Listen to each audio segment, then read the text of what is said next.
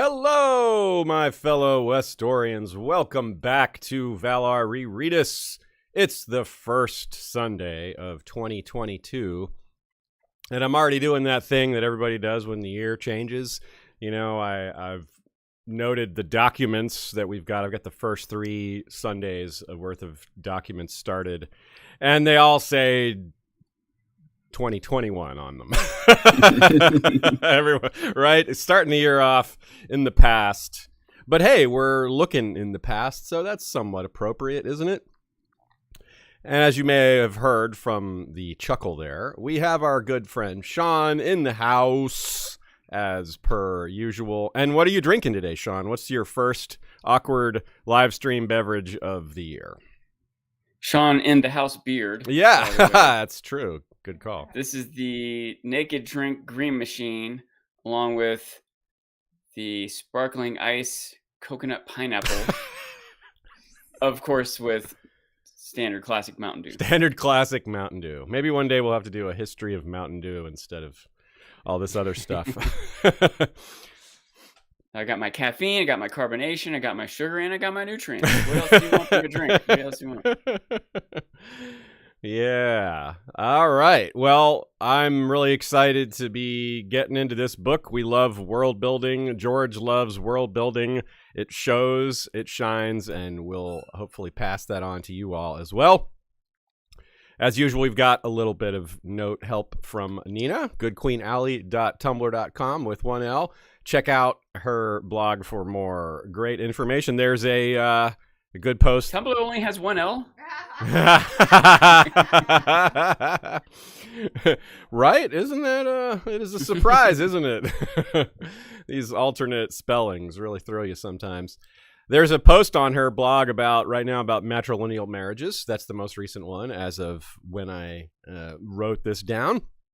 And that's a cool thing. If you don't know what a matrilineal marriage is, you certainly do if you've watched our Friday Crusader Kings for a Game of Thrones game streams, or if you've played it yourself. You may just know anyway. But if in case you don't, matrilineal marriage is when, you know, the woman's family name is carried forward rather than the man's, which, of course, in Westeros is pretty significant when that happens. It's usually, or almost always, based on, you know, property rights. Someone has a title, so you want to keep that title in the family. We encourage you to ask questions of us as well. Since we have a more flexibility with this material, we expect to go into more rabbit holes and to go deeper into those rabbit holes. It was kind of a struggle in regular Valar Rereadis. We have to kind of manage ourselves like, nope, can't go too far with that subtopic because there's just so many of them. Here, the subtopics are the focus, so that is more germane for us.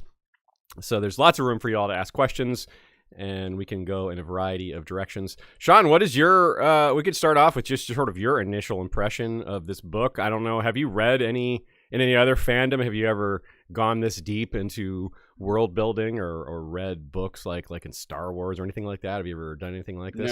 No.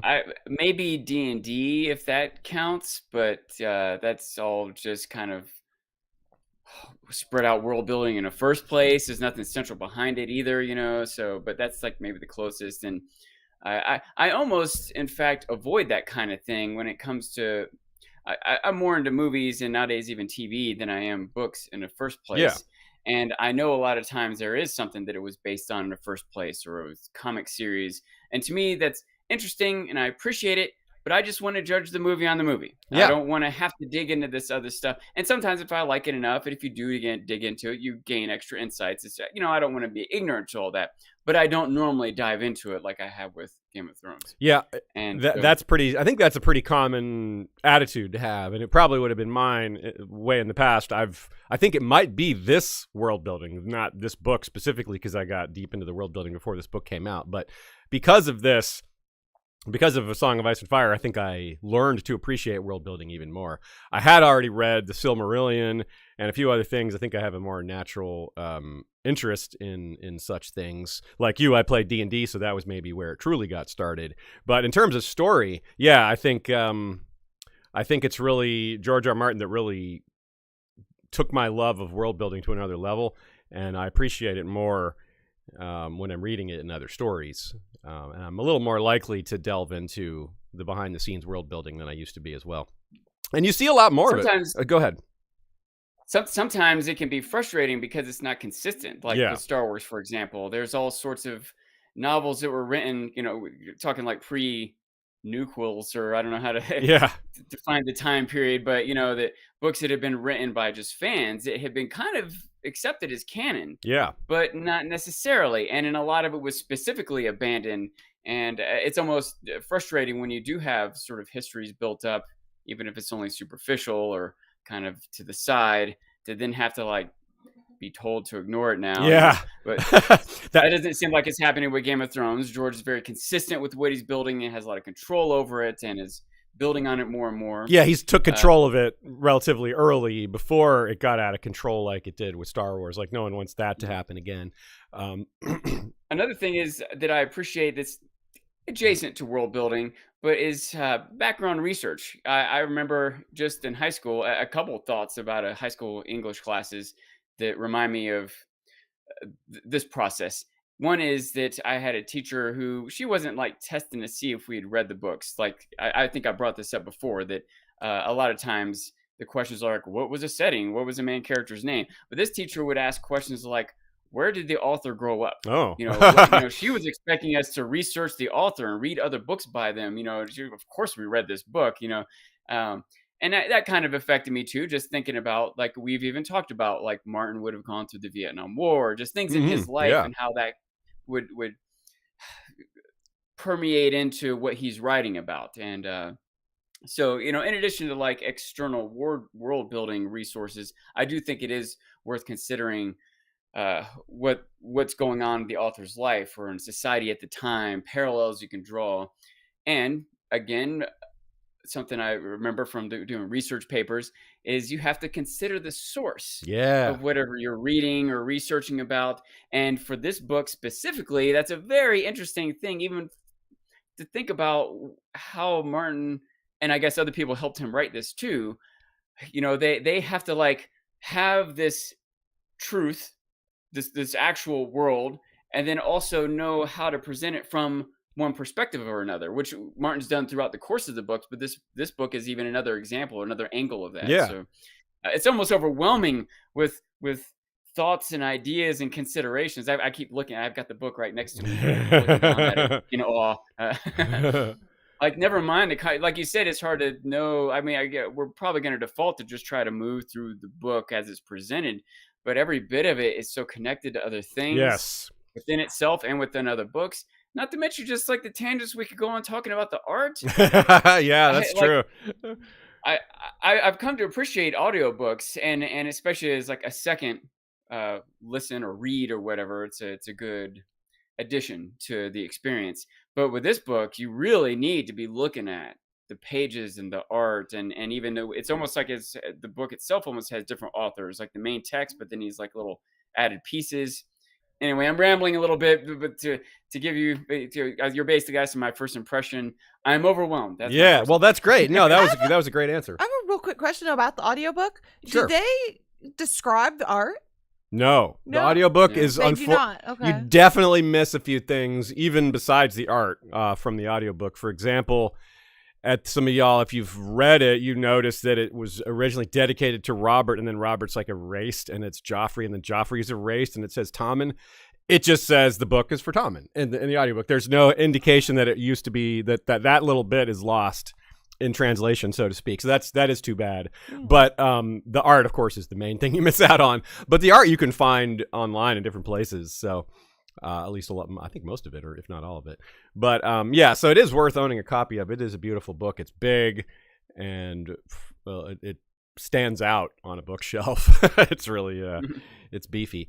But yeah, no, I get where you're coming from, and it's really interesting because George would have said a lot of the same things you just said about what an author should or typically does present from their work. This whole extended material thing is a relatively recent addition to fandoms, right? Like, no one was writing I think before J.R.R. Tolkien, I'm not sure there was many other examples at all of people padding their world or adding to their world in a separate volume like that. A little compendium. I'm curious if like a Sherlock Holmes or some of those big fandoms prior to it, if they've had it. Yeah, it's a really good question. That might be worth looking into on the that side. For, a future week, I think. That's a great idea. Yeah. So, but the Bible did it. The Bible did. Okay, that's true. And George would have said, like, when he's been interviewed in the past, he's like, oh, when I need to invent a new house, I make it up on the fly. Or when someone's like, well, like back in the day, people asked him questions about High Valyrian. He's like, well, I've made up 7 High Valyrian words. That's all there is. If I need an 8th, I'll make it up when I need to. So that is something he used to say. Now he can't really say that anymore. Now that he's written this book and then another world book, like he's like, no, the tale grew in the telling, but so did people's interest. Like he didn't envision Game of Thrones being this big back when he said those things, even when it was gaining massive popularity. Back when he said those things, it wasn't a TV show yet. And I can imagine even then when he said those things that he either hadn't encountered often enough the moment when he needs a slew of new houses or new Valyrian words. And when he does get to that moment, he'd probably like, okay, let me pause for a minute and hash this out. And after he does that 10 times, he's like, okay, let me write a new book based on all this stuff. Yeah, and it also started to get more difficult for him. He's like, well, I can't just start adding them anymore. Now they've interacted. There's too much paint on the canvas. If I start throwing paint where, without looking, I might overlap, because that's when you start getting continuity errors and things like that. But also this was, back when a lot of these quotes that I'm referring to, or his attitudes, are back when he thought this would be a trilogy too. So it's not only has the main series grown in the telling, the world building's grown with it, but even more so than would have been dictated by just expanding the series, which of course we love. That's fantastic. We're world building nerds over here. So if we were kind of describing, like from a high level view, the difference between A Song of Ice and Fire and Dunk and Egg and the World of Ice and Fire, I guess Fire and Blood can sort of be an add-on, an addendum to that concept. Song of Ice and Fire is obviously the main course. It's the focus. It's got the main world building and all the main characters, whereas Dunk and Egg is more of a hyper-focus on characters, where this is a hyper-focus on world building. And Fire and Blood sort of dials a little bit back, getting a little more of the character work in there. But on the other hand, World of Ice and Fire has a lot more relevance to the current characters, because Fire and Blood stops at the Dance of the Dragons, which, as an aside, with the House of the Dragon show coming out, that will sort of give it more additional relevance in that sense. But just, do you have anything to add to that, Sean? Is that kind of how you view them, or would you add any structural comments? It's kind of newer thoughts for me, some of this, but in my mind, the main series of A Song of Fire and Ice, Game of Thrones and such, that's a political drama. Yeah. It has some adventure and mystery and all this other stuff in it. Dunk and Egg is more like an adventure. Yeah. That is still rich with character development.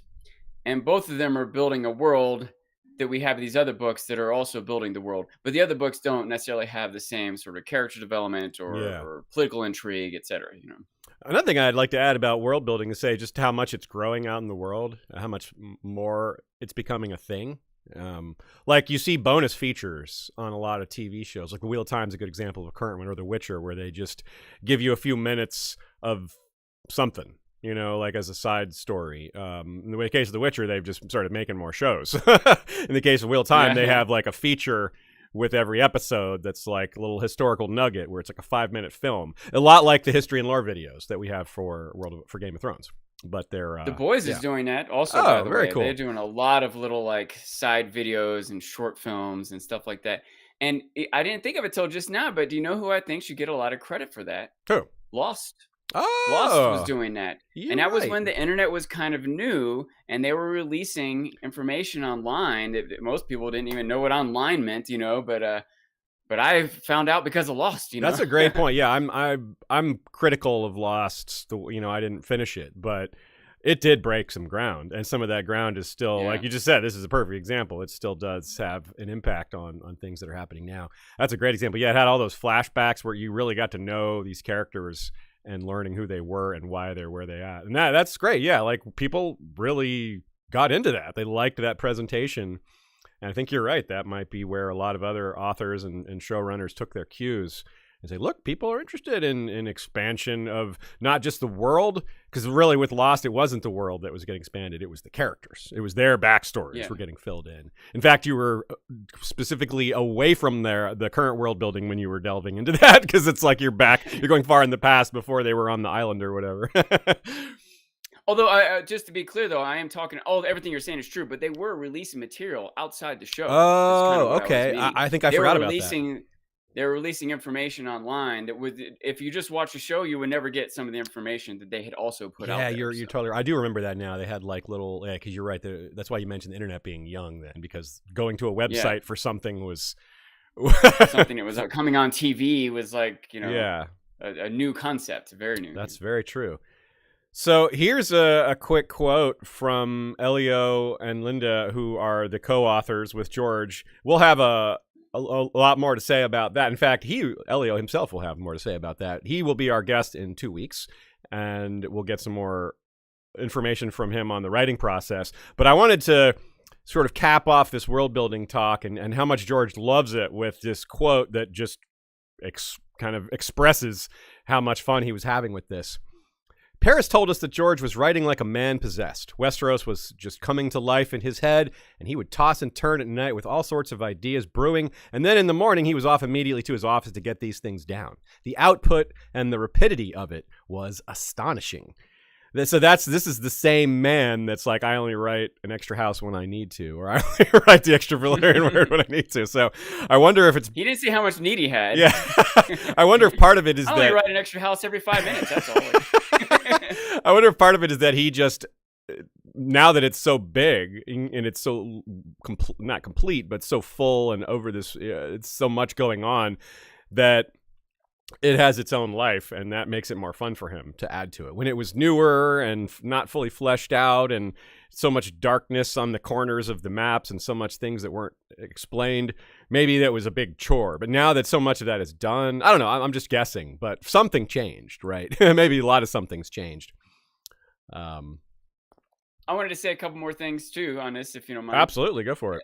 Just right, the first little inlay of the book is a bunch of houses. Yeah. Which I bet even since this book was made, I wish I knew the timing better, but there's no way this is all the houses, even though there's got to be like 100 here. I bet there's more still. And there was a time when I probably only could have named even when I was kind of deep into it, I probably only could have named 7 or 10 of these. Now I might be able to name 50 of them, but there's still 50 more I couldn't name. Yeah. It's just impressive how much he's come up with and how much there is to know. And again, how this book's art kind of goes along with that. Yeah, there's so much good art. It really is fantastic. There's a really great they used to be more popular, these Sporkle quizzes that you should try, Sean, where you can name every Song of Ice and Fire house, or name them based on their sigil, or any other theme like that. But you could test yourself. Let's see how many you can name. Yeah, I bet I'd do better than average, but I know I would not ace it. I would be curious. I'd probably do better if it was multiple choice or matching. You type in a word like Aegon, and it's like 50 sometimes, and it's like, that character's not even in the... like, you're talking about Aegon the Conqueror. Like, he doesn't actually appear in the 5 novels, but he's mentioned, like 50 sometimes. I mentioned earlier that when I was younger and played D&D a lot, and I was usually the DM, sort of a goal of mine is I wanted anything the characters did to be potential. I wanted to be ready for it. And I wanted everything to make sense. So if any random shop they wanted to go into in town, I wanted there to be a person with a name and a feature and a personality. I was way too deep, honestly. I would prepare 40 characters and they would interact with 7 of them, but I can just imagine, like, Martin is professionally doing what I was attempting to do as a kid. He's like just turned it into one of the most successful careers of anyone. Yeah. And it's just exciting for me to think about the what he gets to do and what he's created already, and how much more there still is to go. So yeah, I super appreciate it. Yeah, if you think about it, it's an interesting way. I'm sure there's a lot of other folks out there who are listening that have played D&D and have done DMing or played maybe not D&D but something similar. And I'm the same. I played plenty of D&D, and I was usually the DM as well, or at least a large percentage of it. And I try to think of it in some ways like that, like putting it in these terms, like this is George's campaign. He sure is good at writing characters. His NPCs, George's NPCs are incredible. I wanted to say as well, we don't have a much reason to mention the TV show during the World of Ice and Fire coverage. It'll occasionally come up, but less so probably than we did when we're trying to suss out what plots are yet to come out, because we're not doing nearly as much of that with the World of Ice and Fire. But it does make me think of the intro to the show, this book, the Astrolab and the castles being constructed and shifting venues, because that's the way this book works, right? You go from one region, you get a full history or like an overview of its full history. So it's kind of like you watching those castles rise. It's like the history playing out, but kind of rapidly. And then you go to another region, and there's some overlap because, for example, we're starting today with the Dawn Age, but when we go to each individual region, a lot of times that takes you back to the early times, maybe not all the way to the Dawn Age, but to the Age of Heroes potentially. And in some cases, back to the Dawn Age. So we're going to be jumping back and forth. We're going to be going all over the place in terms of time and ideas. So, strap in and let's have some fun. I believe I mentioned there was, less characters in the World of Ice and Fire, less even than Fire and Blood, but they're more related to A Song of Ice and Fire. For example, Tywin is going to be pretty big later, Aerys. And then, of course, characters that are sort of straddle, like Aemon, and to a lesser extent, guys like Dunk and Egg, who will appear, and we have been dealing with them recently. Quote from Nina here that I appreciate. She says, "There's a funny irony to Yandel's statement that what one of them, i.e. learned men, does not know is known to another, and little remains truly unknown if one seeks far enough. Yandel will make a number of statements in the World of Ice and Fire that readers know to be wrong, either because he is deliberately withholding the truth or because he himself legitimately does not know differently. But readers know the truth thanks to alternate sources, leaving little indeed truly unknown." And that is a unique aspect of this book, isn't it? That's one of the things I want to get into first before we start with the Dawn Age, is things like Robert being crossed out and Joffrey being crossed out and Tommen being there instead, because this is an in-world book. It's not like the Silmarillion, for example. This book was written by a character who lives in the world. You wrote in their notes, for example, how do we know how old Yandel is? Well, it's because he wrote it himself. He wrote the book, and he says he wrote his own age. So, okay, well, I guess that's it then. And that's really neat. That gives us a good marker for other events too. Yeah. We're wondering, this is something we can talk about with Elio in a couple of weeks, is where do you picture this character right now? He's alive right now in the story. He's hanging out at the Citadel, maybe. Maybe he passes Sam or Pate in the halls. Maybe he's at King's Landing trying to give this book to Cersei or something, or to Tommen through Cersei, something like that. And things just keep happening, so he gets delayed. Say, I picture him at King's Landing, that's where we will see him. Okay, yeah. He's there with his book. So that's a question. That's a question for everybody. Do you think we will see Maester Yandel? Now, of course, he's not going to be a big character, but George could put a sentence in there just to give us a nod. A Maester who's at court trying to get Tommen's attention. Yeah. I think 100% that will happen, personally. Yeah, I feel pretty strongly that it will, too. It'll be hard for him to resist. What about you, John? Do you think that he'll show up at King's Landing or at Old Town? Or at all? I think King's Landing is a good guess either. I think he'll show up at all for sure. And I want to hope that it'll be more than just a passing sentence. But I can't decide if I think it'll be. I wonder if could we have him hand the book off to Sam to bring to King's Landing? I don't know. I would love that. That'd be really cool. Yeah. I like it. Good idea. So folks, float your ideas out there. As always, as I said before, you can certainly ask questions. You can ask them ahead of time on Patreon or Discord or Facebook or Twitter or wherever else you interact with us. But you can also ask them live, and we'll get to them in good time. Thanks to Karina Strick for sending a super chat. Says, so great to see you again. Happy New Year. Appreciate that from New Zealand. And let's get to it. Sean, would you care to read this first quote? To his most esteemed and gracious lord, Robert Joffrey /out Tommen, Robert /out Joffrey /out Tommen, the first of his name, King of the Andals and the Rhoynar and the First Men, Lord of the Seven Kingdoms and Protector of the Realm. Yandel, humble Maester of the Citadel, wishes thousandfold prosperity, now and forever, and wisdom unmatched. Why, thank you, Yandel. That's very nice of him to wish us that. Wait, he's wishing that to Tommen. Oh, what a jerk. No. So Maester Yandel, as you said, there's co-authors on this book. We'll get more clarifications on that when Elio is our guest, but basically Yandel is Elio and Linda, and Gildane is George, Archmaester Gildane. Most of what Elio and Linda did was fill in gaps, create names of books, add in detail, and then George would accept it or not. And then he would add a lot of his own, of course. Most of it was written by George. But Elio and Linda's contributions were significant. Now, of course, Fire and Blood is also an in-world book. Fire and Blood is Archmaester Gildane's book. Maester Yandel wrote this book, World of Ice and Fire, and he refers to Fire and Blood when writing this book. Some of that was actually clarified, arguably retconned after the fact when this book was published. A few things were changed. A few things that were about the publishing didn't go quite so smoothly.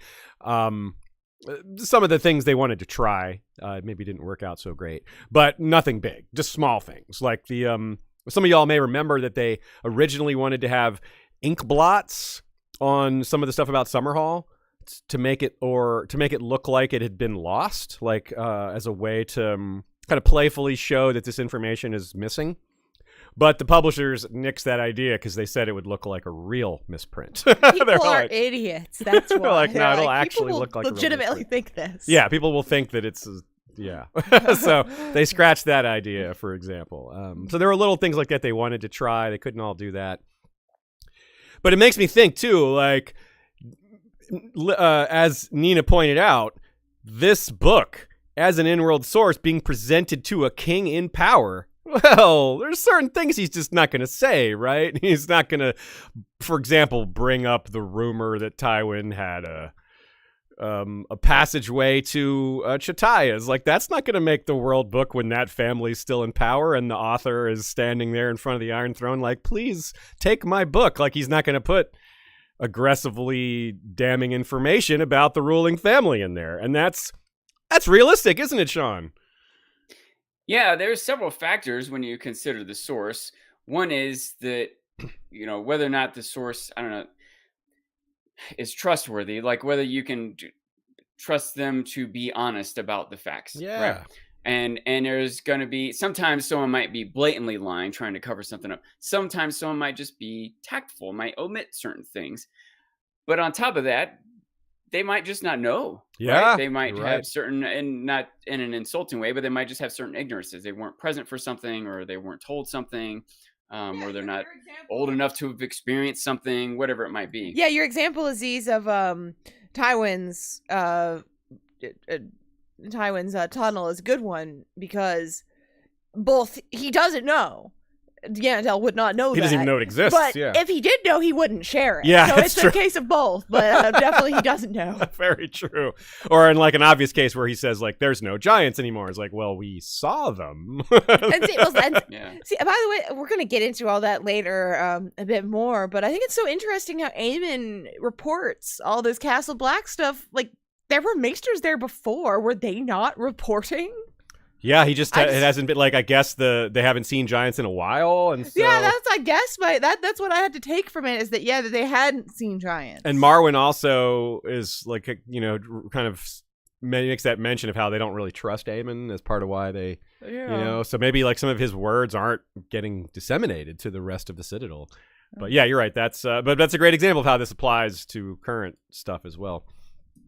You could see how the prior Maesters may not have been reporting for a number of reasons. One, I can imagine the Wall being like the crappiest Maesters being sent there, the most reluctant, or the most almost as a punishment to go there. The ones who are Aemon is, or the ones who like had committed a crime at the Citadel. Maybe like they're like, ooh, two birds with one stone. Let's. Well, maybe they would have sent our Qyburn there Maester. if he had stayed. If they had kicked him out entirely. But you can see how Aemon would be similar to Jon, someone who actually did have a certain honor or commitment or whatever. and so would fulfill the role differently, would take it more seriously, put more effort into it, etc.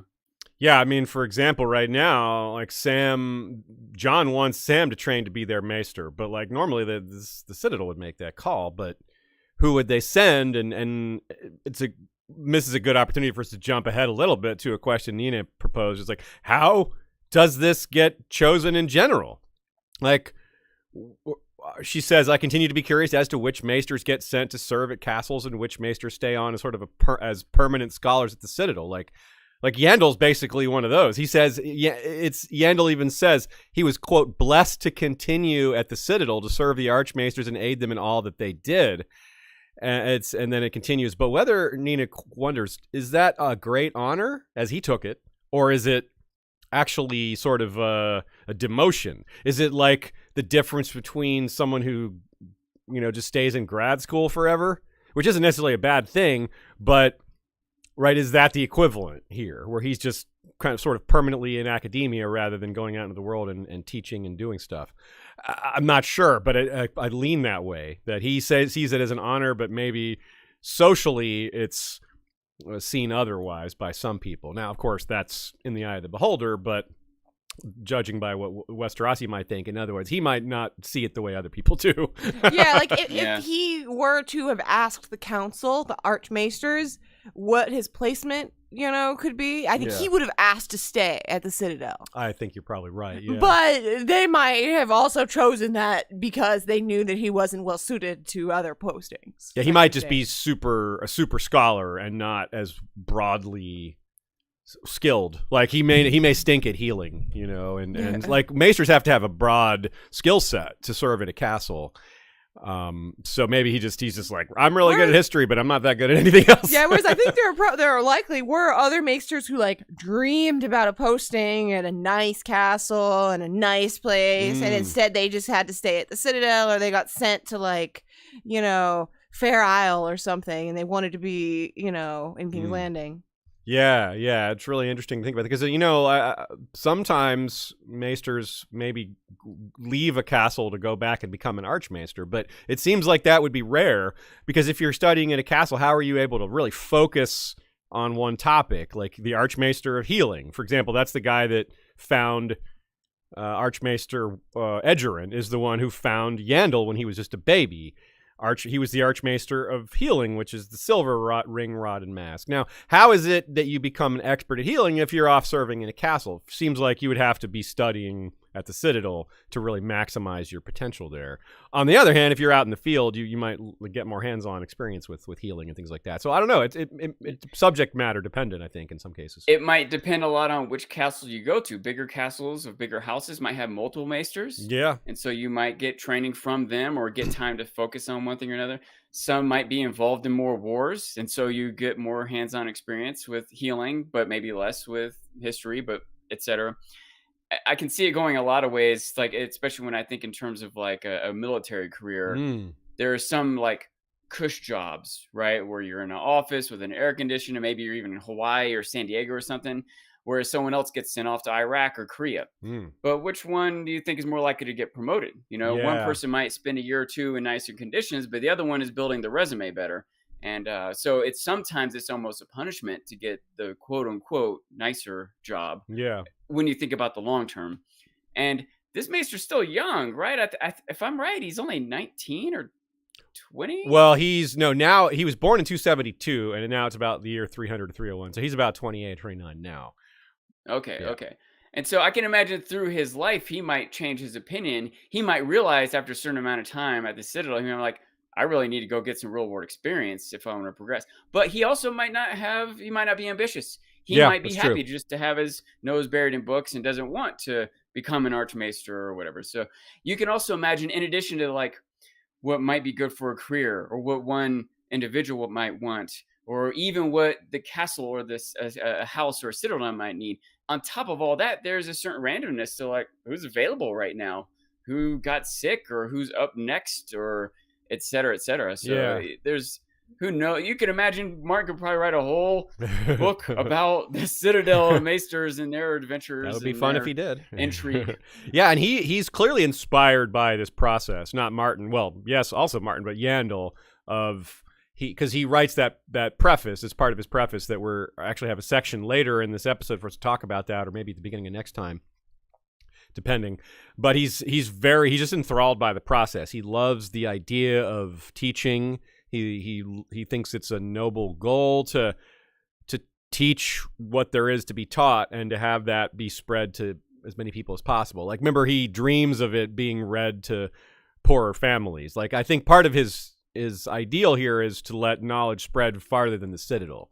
Like, I think one of his conceits is that this is the kind of book that can go outside of academia. Even though he is maybe buried in academia, he perceives his book as something that could go out and be read by common folk, which is not a normal goal for people at the Citadel that we've seen. Like, maybe it's just something that we haven't explored or been made party to, but it feels like this is a little bit out of the ordinary in a really good way. And that's also kind of similar to what Elio and Linda were doing in the first place with gathering. They took it upon themselves to track all these things that George was doing that were stacking up. So many houses, so many sigils, so many house words.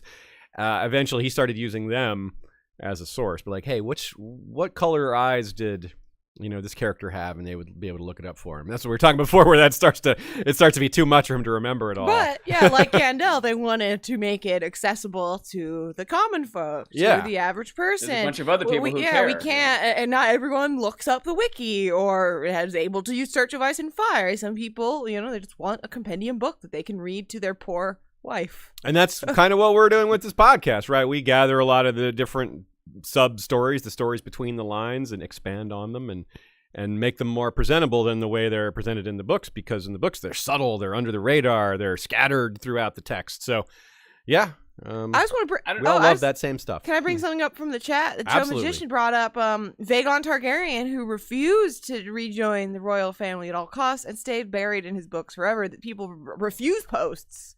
When you're That's a great point. like a Targaryen, you maybe are more likely to be able to refuse a post, but Yeah. You know what? Yandel needs to meet that kid that Jamie brought, the Blackwood kid, the Lucas, or not Lucas, Hoster Blackwood, or Tyrion, or that's what Jamie thinks. He should meet Tyrion. All of them need to gather at a round table. I don't know if George would get into this very much, but it is something that, I don't know, it's, several times in history, learned people have tried to keep the information to themselves. They think it's, whether they think they have more of a right to it or the information is sacred in some way, but knowledge is power. For example, the church, the Bible, like, it was only in Latin. Like, transcribing a Bible into English, people were put to death. Yeah, that was like a major sin. Part of a split in the Catholic Church. So yeah, there were people who thought that it shouldn't be this prestigious, unique, special information that some people got to go listen to sometimes. It should be everyone should just have a Bible and read it every day. It should be God is in all our lives, and you were put to death. You were burned at the stake for that thought. It's wild, right? Like, but you can kind of understand why. Like, I don't agree with it, but you can kind of understand why they had that attitude, which is you don't want anyone just secures their own power. It does secure their own power, but they're in terms of the ethical side of it. Like, I'm not going to defend the unethical side of it, which is that part, but there is some ethics to it, which is like people just misinterpret things or create. True. You read a text that you're not prepared, that you're not properly educated to understand. And then all of a sudden you're disseminating disinformation or false things like that does happen too, but of course this power gets abused. It's more about holding on to power. You might realize that there are discrepancies within the Bible. Yeah, that too. Yeah, right. You're allowed to read the whole thing on your own. Yeah. Oh no, yeah, and that's a really big deal. And you're right, and that gets into what we were just saying with the Yandel's not going to write aggressively damning information about Tywin Lannister when that man's in power or his family's still in power. So yeah, these things all really tie well together. So I appreciate the realism there. Aha, Tywell. Yes, that's Tywin's ancestor. Yeah, even this character who seems to be motivated to get the truth out, he's still going to be careful about exactly what truth he writes. Yeah, he's not stupid about. He's not ignorant to the risk to himself. Yeah. I really do wonder if about, we talked about him maybe bumping into Sam or Pate. That's one I wonder about. Like, I don't know if Pate's aware of him. I mean, I don't know if he's aware of Pate. Pate's younger than him and is kind of a failure.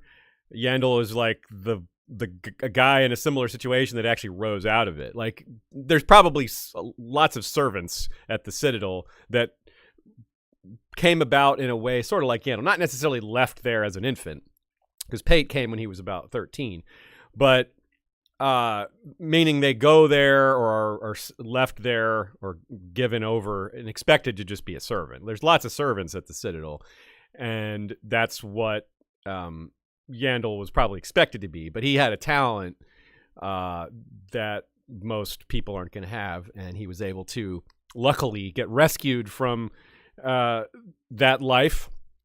And the person that rescued him from that life was Archmaester Walgrave, which, if that name was familiar, that is the maester that Pate works with, the one who's gone senile that he stole the key from.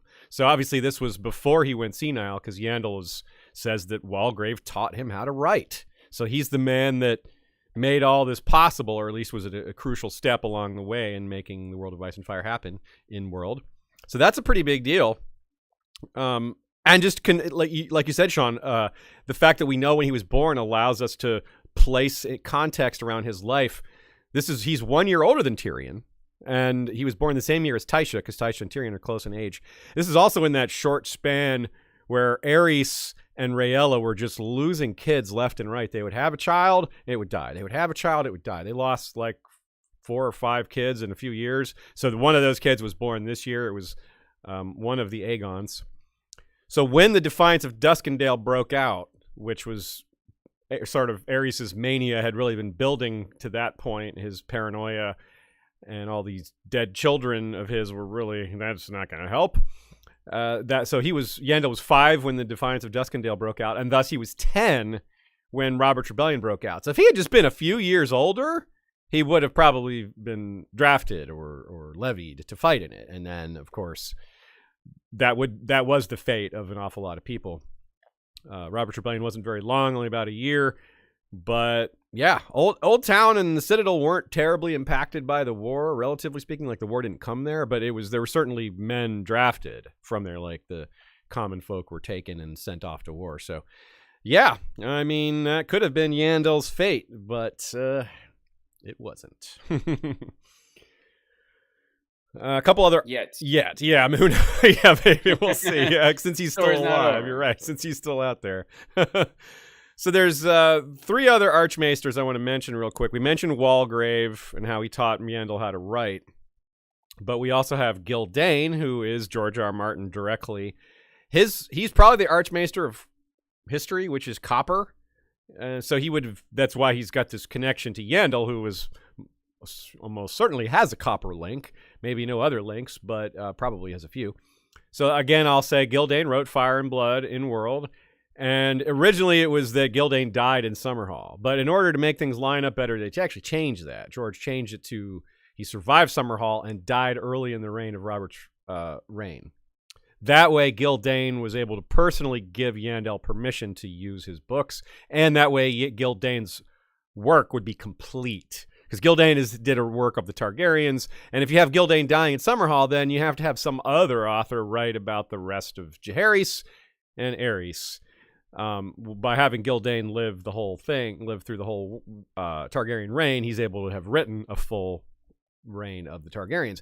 The offshoot of that means that he, besides surviving Summerhall, that explains how he got to be an Archmaester. Because an Archmaester shouldn't be posted at a castle. The Archmaesters reside at the Citadel. So it would make sense then that Gildane survived Summerhall, wasn't reposted somewhere. He stayed at the Citadel after Summerhall was destroyed, and then at some point he was promoted to Archmaester. Maybe we'll even see Yandel get that Archmaester's job. He's probably too young for it, though. But that would be one other way for this to sort of appear in the story. Yeah, I wonder how young the youngest Archmaester has ever been. That's a good question. You know, I wonder what's if the, we could... Okay, just if we're comparing it to academia, I feel like probably they got to be at least 45, 50. Yeah. Would be It's my an older guess. person's posting usually. Yeah. Like looking at it's like the equivalent of like tenured professors usually. Like it implies time. Yes. How old is the Citadel? How old are Maesters? Oh How old is gosh, that concept? we don't Older know. than Westeros. It's so old that we don't know. But yeah, Like tens of thousands of years old. not tens of thousands, but thousands. Okay. yeah, but the after the Long Night. yeah, and places that the Citadel, in Old Town, are even predate. Yeah.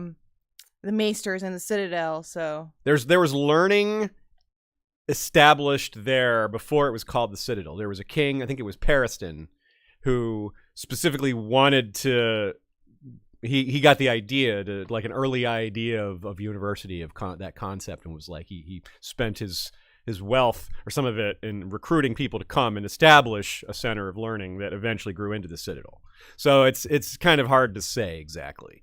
And this is it definitely was established as the Citadel after the Long Night. Before that, it's a little harder to say whether it was there at all. It's tricky. I need to refresh myself on some of that. But yeah, it's there's definitely no hard and fast date. It's interesting to think about in general, and maybe even add some insight to things. But what prompted my question was, if it's old enough, there's probably someone very young. There's probably some time of war or famine or disease where there would have been enough wiped out that the oldest maester that existed might have only been 29. So. That's a great point. Yeah, they just wouldn't have enough of the older folk. Too many of them died off because of some awful thing. Yeah, that's a great point. Yeah, out of thousands of years of history, certainly there would have been. And we know for a fact that we talked about it just a few weeks ago when we talked about Pycelle, Grand Maester Pycelle, and how he described the plague outbreak in Old Town when he was young that killed like a third of the Maesters or something like that. I think I can't remember the exact number, but it was some staggeringly high number. And you're right to suggest that if it didn't happen in history, it probably happened in history, and it probably happened more than once. Yeah. Something along those lines. The ones who would know the most about it are guys like Archmaester Egerin, who, I repeat, is the one who found Yandel. And of course, there's that funny quote where Yandel thinks that they saw his destiny, which is kind of a funny thing for a maester to say, but he was a child when he said that. So more on that later. But Archmaester Egerin was the Archmaester of Silver healing at the time, and he was wanting to test swaddling on Yandel, which is like, hey, good, I'm no expert, but I'm pretty sure that in modern times, swaddling is a big 2 thumbs up. That's it's a big thing. Yeah, it's big. Babies like that. Nurses like that. Doctors approve. Yes, mothers say yes. Do you swaddle here at the hospital? What's that? Do you swaddle at the hospital? Do you swaddle at the hospital? Yeah, sorry, it's a dumb reference. It's an Office reference, so it's not dumb. Well, we swaddle here at the hospital. So I wonder, George is a football fan, and I wonder if this name Egerin is a reference to the football player Egerin James. It's spelled one letter different, which is what George always does, right? Joffrey, Jeffrey. Rogar, Roger, right? That's just George loves to change one letter. I always thought it is like as Edgarin, like related to the name Edgar. It could be, but that might be what inspired him to do it. Or Egerin James might be related to the name Edgar. Yeah. That's true. We'll know for sure if this Archmaester ever does anything with horses. Right? Wasn't Egerin James for the Colts? Yes, he did play for the Colts, and that's part of why I suspected, because Egerin James went to the Hall of Fame. There's only about 350 football players all time who went to the Hall of Fame. It's really hard to get in, and the Colts are in the same division as George's favorite team, or one of his 2 favorite teams, the New York Jets. So they would. That's right, isn't it? They're in the same division. Yeah, I think so. It might have changed because the Colts they're not even the. I guess they were the Indianapolis Colts. Just the divisions and the team names have changed several times. I don't know. I forgot about Martin would have been writing this, but anyway, that would have been someone that was a foe of his teams. Either way. Yeah. So anyway, I don't know. That's just a funny guess because of his team? A foe, nice. Because I looked up Egerin, I googled that name, and it's just all Egerin James, and then another kid named Egerin who's also a college football player, probably named after Egerin James. So then there's Archmaester Ebros, who is currently alive. He's around. He exists. He is the current Archmaester of healing. He's a big believer in mother's milk and the healthful properties of mother's milk. So clearly the Citadel's on the right track with some of this stuff, because that's another one that's like, yes, mother's milk is definitely proven to be amazing. He's also currently studying the butterfly plague, the Nath plague, that carries that incredible sickness. And he was actually the one that was portrayed on the show. Jim Broadbent, the actor, played him, so we actually got to see him on screen. So, by the way, yeah, Jets are in a different division. They are in a different division. Yeah, so maybe AFC they used to be East versus AFC South. Okay, So, cool. I don't know, Yeah. AFC South wasn't around back then, but it may have been when he wrote this book. Anyway, so that's cool. So Archmaester Ebros is still around. We may see him. He gets referred to in the prologue of A Feast for Crows, talking about you don't want to miss his discussion on urine. That gets referenced there. And so yeah. So finally then Pate. I mentioned Pate, but Pate was born in 282, so about 10 years after Yandel. Yandel already had his first link when he was 3 years after Pate was born.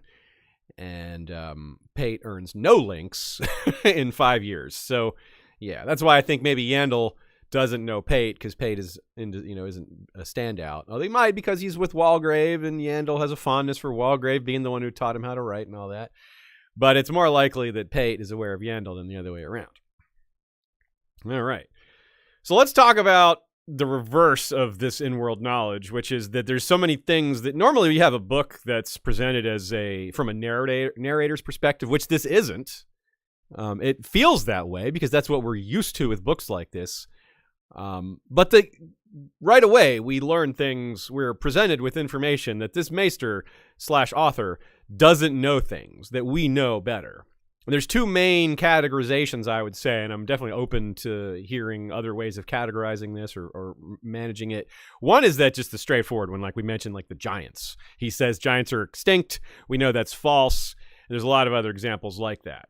Some of them are straightforward because we personally saw it. Others are because someone like Bloodraven tells us that it is in opposition to what the Maesters say. And we tend to believe Bloodraven. In some cases, it's backed up with evidence. But so right away we know this is a very different sort of book. It's like a POV chapter in a lot of ways, which is that, the characters in the book they're wrong about things. It's an unreliable narrator. So it's very unusual to have a in-world book or a narrator style book that isn't reliable and a trusted source. Like, he's an academic. He's a maester, but he's still not trustworthy on a lot of subjects. And the other one is technology, right? For example, they just don't have technological advancement that we would have. They're not aware of things like DNA, or paleontology hasn't been invented. They have just the barest sense of archaeology and geology, things like that. Carbon dating. Right, yeah. So they have like in a minute, we're going to see Archmaester Periston and some other of these characters believe that the world is only 40,000 years old, which to us that's a ridiculous theory. There's no way it's only 40,000 years old. It's probably maybe the history of humans is only 40,000, but even that's older than that, really. Yeah, so we just can be like, okay, well, he's clearly wrong. Now we don't know what the right answer is. We just know it has to be a lot longer than that. And there's also there's a side note to that, which is not just technology, but it's also magic, which we don't fully understand either, but we know is a real thing that we have more knowledge of than Yandel does, right? Even though we don't know that much, we certainly know more than he does.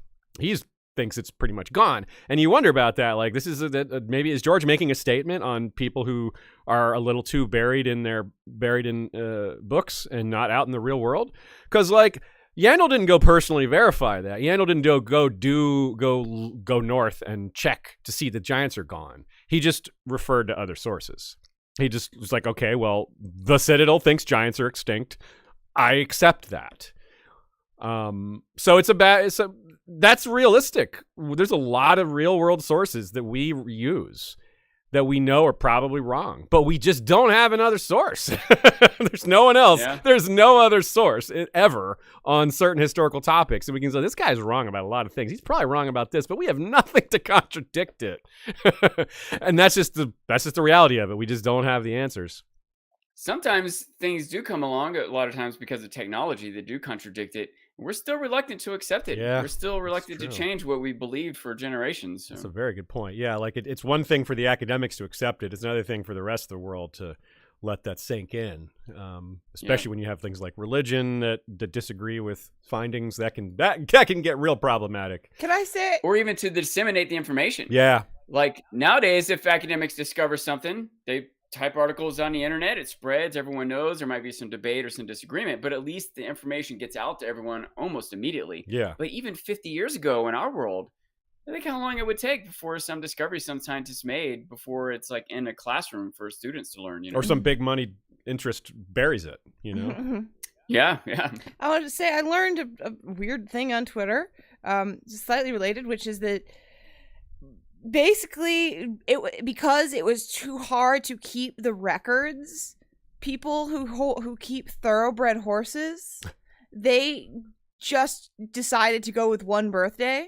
Like they decided instead of bothering with this thing that we're all gonna mess up on, let's just say they're all born on January 1st or August 1st. All horses are born on one day. And this is a fact. If you were to race your thoroughbred horse that was born on December 31st, that horse is 1 year old. And that's just for ease in modern day. Like we can have computers. You can easily log when your horse was born. That is wild. It's weird too. Like, what? Like, how did this come about? Like, why? What was the impetus for this? They're like, yeah, they just lost too many horse records. Said, why bother? Strange. Yeah, man.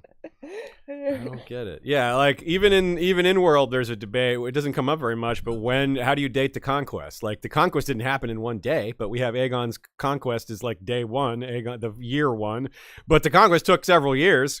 So they date it from the point at which the crown was put on his head. That's the moment that it ended, even though there were still wars with Dorne and the Ironborn and stuff after that. But it's like, so some in world there's AL and AC, and they're like 2 years apart, and people just like kind of throw them out there as if they're the same.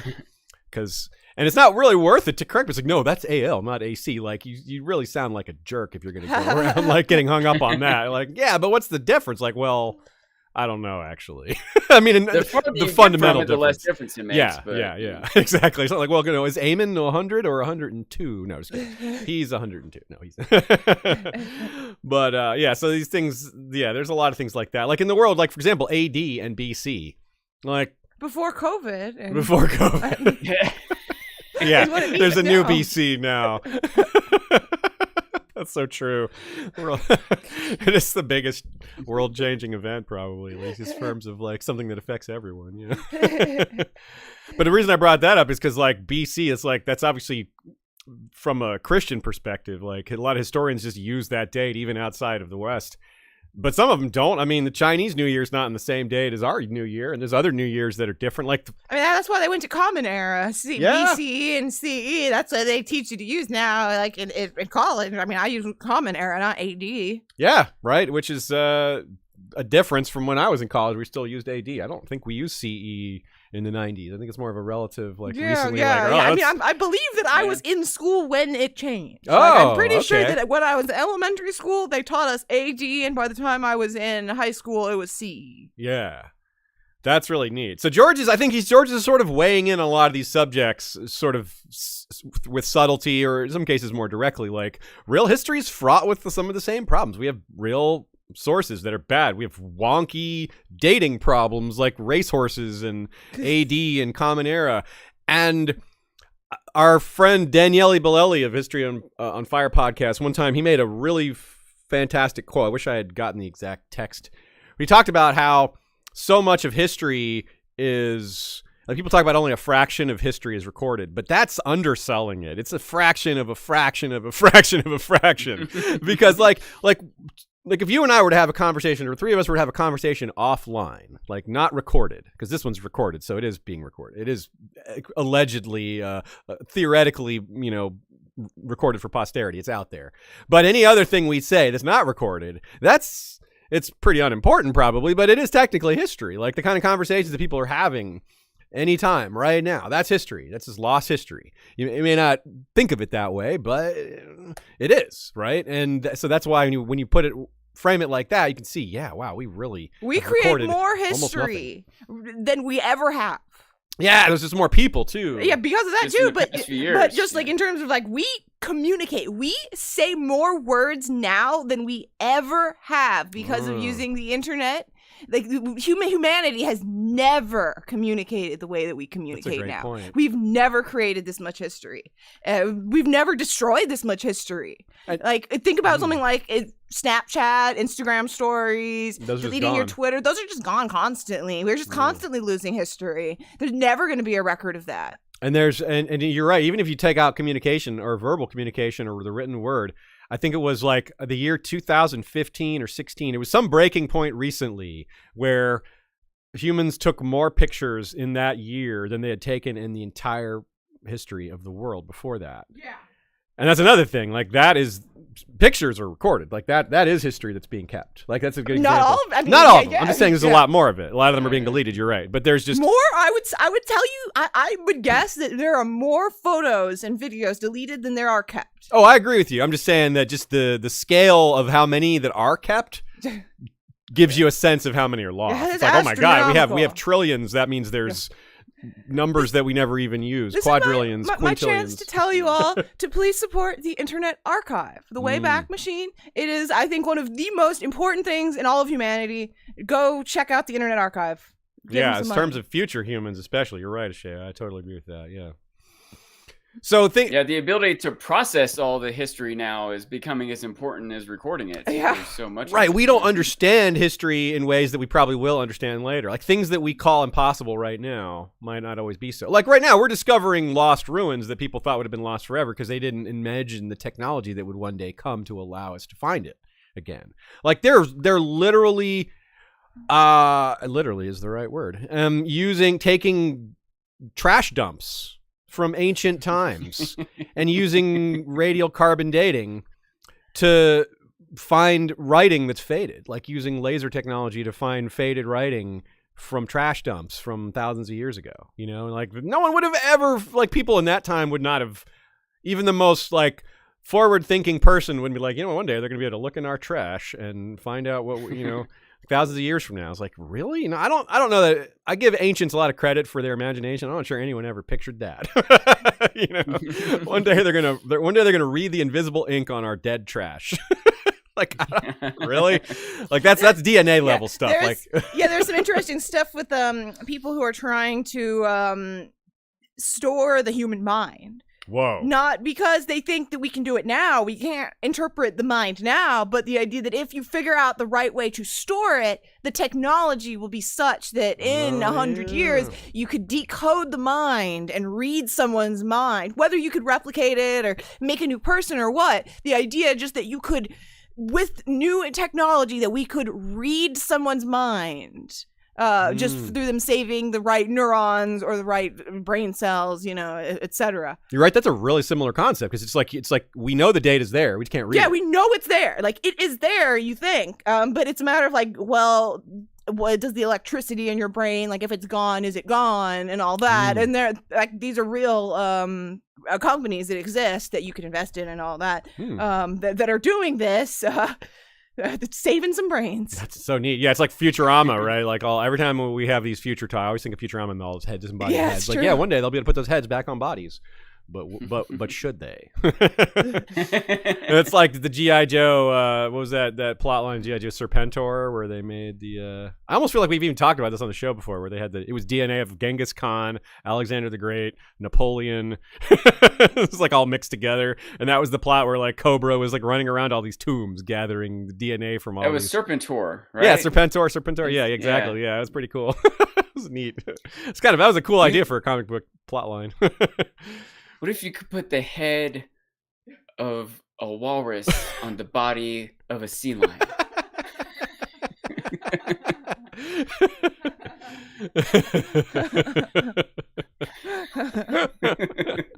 Oh boy. To be clear, that's an office reference.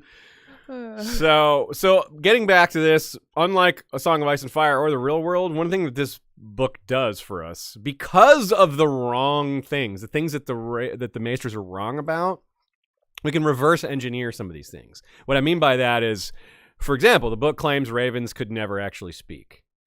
We know that they could, because Bloodraven says they could, unless he's lying, and the children of the forest are backing his lie. We have very little reason to suspect he's lying.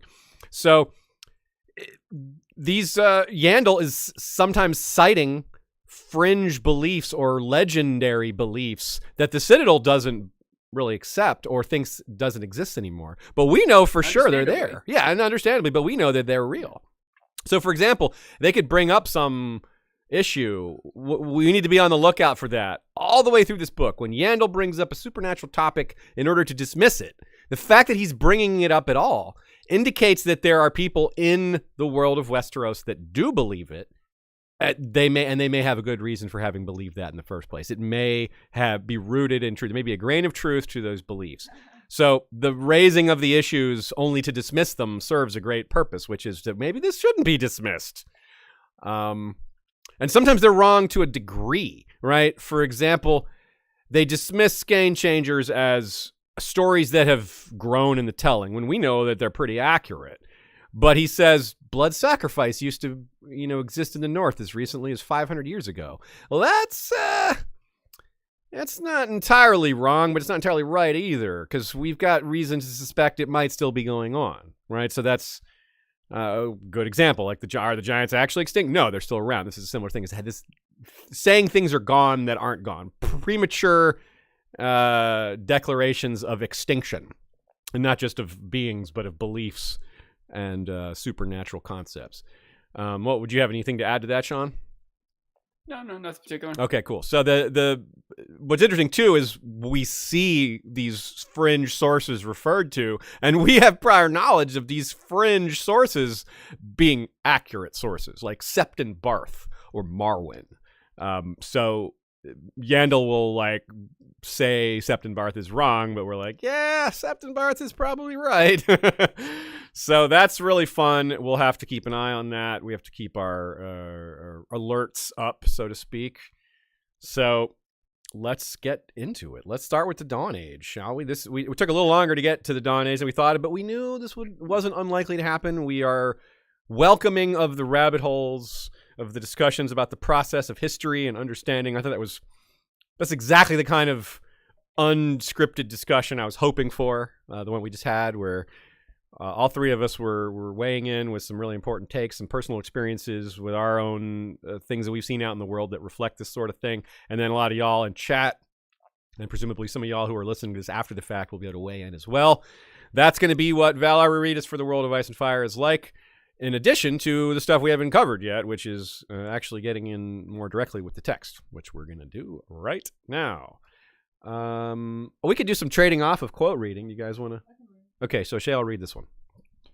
There are none who can say with certain knowledge when the world began, yet this has not stopped many maesters and learned men from seeking the answer. Is it 40,000 years old, as some hold, or perhaps a number as large as 500,000, or even more? It is not written in any book that we know, for in the first age of the world, the Dawn Age, men were not lettered. Oh, the cat pulled my microphone away from me with his tail. It is not written in any book that we know, for in the first age of the world, the Dawn Age, men were not lettered.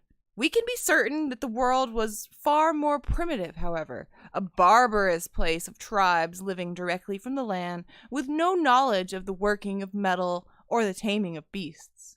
What little is known to us of those days is contained in the oldest of texts, the tales written down by the Andals, by the Valyrians, and by the Giscari, and even by those distant people of fabled Ashai. Yet, however ancient those lettered races, they were not even children during the Dawn Age, so what truths their tales contain are difficult to find, like seeds among chaff. What can most accurately be told about the Dawn Age? The eastern lands were awash with many peoples, uncivilized, as all the world was uncivilized, but numerous. But on Westeros, From the lands of always winter to the shores of the summer sea, only two people existed: the children of the forest and the race of creatures known as the giants. Okay, so it says, so what truths their tales contain are difficult to find, like seeds among chaff. Sean, do you want to be seeds or do you want to be chaff? Seeds. I'll be chaff. Why would you ever want to be chaff? So as much as we can today, we're going to keep ourselves to the idea of what it was like before humans. So there's a lot of, when we talk about the children of the forest and the giants, it's really tempting to talk about them amongst humans and how that how those interactions go and how the children affected humanity. We're going to do that a little later. We're going to try to keep ourselves as much as possible to just children and giants only, pre-human, and we'll probably unavoidably waver into human territory, but we'll do our best. So again, the 40,000 year theory is pretty, almost certainly way off, but it does have a real world corollary, which George may have been working with. I know George is pretty well read, especially in history. I'm not sure how much, geology and paleontology he reads, or early human stuff, but that's roughly what modern scientists think is when early humankind, early Homo sapiens, crossed into the Americas about 40,000 years ago. So that might be where George just pulled that number. He's like, I'll just borrow that same number, but it might just be coincidence. But one of the reasons I think that is because George dates the Long Night 8,000 years ago, and the Archaic Age of the Americas, which is a defined term by scientists, geologists, and not paleontologists, but because paleontology is older than that. Paleontology is technically anything that's 11,700 years or more, which is, I think it's the Holocene epoch. Anything in the Holocene epoch or before is paleontology. So, basically some of these dates kind of line up that George is using with some of the real world dates, but it might be coincidence. I just wanted to throw that possibility out there. So, one of the things we talked about is technology, and with the example Shay gave of like saving the information so that later generations that have the technology to understand it is a perfect example here. We don't have dating in Westeros. They can't date things. They don't have carbon dating, but we know through dating of our own world, large scale numbers, that some of these things are right or wrong, like that 40,000 age of the year of the world. So other things we can't really question, but that one's pretty straightforward.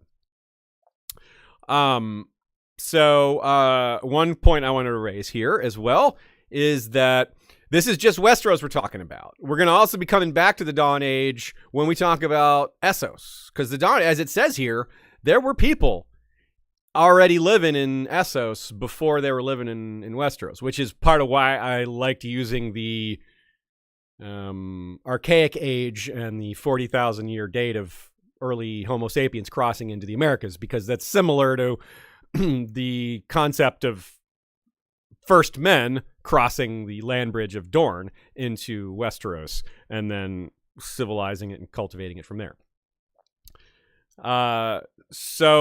And that's another thing. Even the science in our world, even some of these sciences are new. Like I said, paleontology has only been around since roughly the 18th century, and it required geology and biology and archaeology to exist first. It's very much in line with the conceit of what Yandel said about how knowledge is built on prior knowledge, which is something that I want to take time to discuss that separately because it's such an important concept. But we're going to refer to it frequently because I think it's really important, even in the real world, especially in the real world, right? Like where the people who we're all standing on the shoulders of those who came before us. We're all guided by those who came before us, but in particular here, we're focused on the information and the people that laid that out for us. Nina adds a point here. Yandel makes an important point when discussing the native races of Westeros, namely that humans were never native to Westeros. This makes Westeros a land built on conquest. Every single human race which has come to Westeros has established itself by conquering the races, whether they were humans conquering non-humans or humans coming to conquer other humans. And so they like the first men fighting the children, the giants, and the Andals fighting the first men, and also the children, and the Rhoynar coming in and fighting in Dorne, and the Valyrians coming much more recently. So it's these cycles of human incursions and human migrations, which is a lot of what real history is like, right? Doesn't that kind of sort of reflect a lot of our own history, Sean? Like what we learned about, say, movements of these large tribes in Europe, and how sometimes the Romans would face, because the Romans kept decent records, so that's a lot of where our history comes from on that side, is they would have like large tribes would move, like their whole civilization would move and come into contact with Rome, and they would end up fighting this entire civilization, this entire race of mobile hundreds of thousands of what they would call barbarians, and a variety of reasons why they would move, like climate change or following herds or something like that. And a couple thoughts are stirring in me here. In fact, one is that, his description, Yandel's description here, is barbarous people. Before they knew how to work metal. Yeah. Well, they weren't necessarily. I think when you think of barbarians, you think of they're just like wild and running around with clubs, attacking and killing each other. They still had wine. They still had leaders and democracy, at least in our real world history. The barbarians of Europe that the Romans were going to conquer. They were civilized people. They had court systems. They had books, But of course, the Romans that go to conquer them and take their gold and their treasures, they don't come back home and say, we conquered this just civilization out there. No, that we conquered these barbarians, these evil, murderous barbarians out. We conquered them, and now you should all be thankful to us. We brought civilization to them. The victors write the history. Mm-hmm. Yeah, absolutely. You're and totally right. Yeah. So a lot of what he might think of being barbarous, uncivilized people might not have been.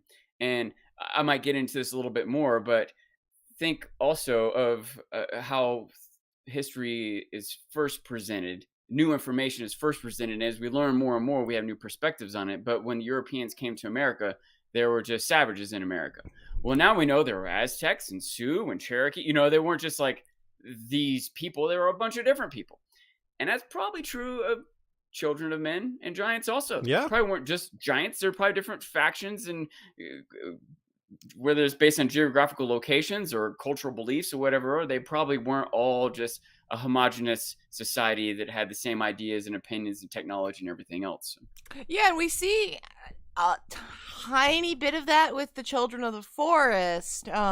Not really on purpose, but the fact that in Essos we have the Ifakevron, that those are essentially the Children of the Forest, but clearly are different. So we have seen two factions of Children of the Forest, but it is something that I think we don't see in the series or hear talk of, which is, probably the Children of the Forest were not a monolith. Yeah, there was almost certainly tribes within there, and maybe different other cultural distinctions, like the Northerns or the Southerners or Easterns or who knows how they did it, but.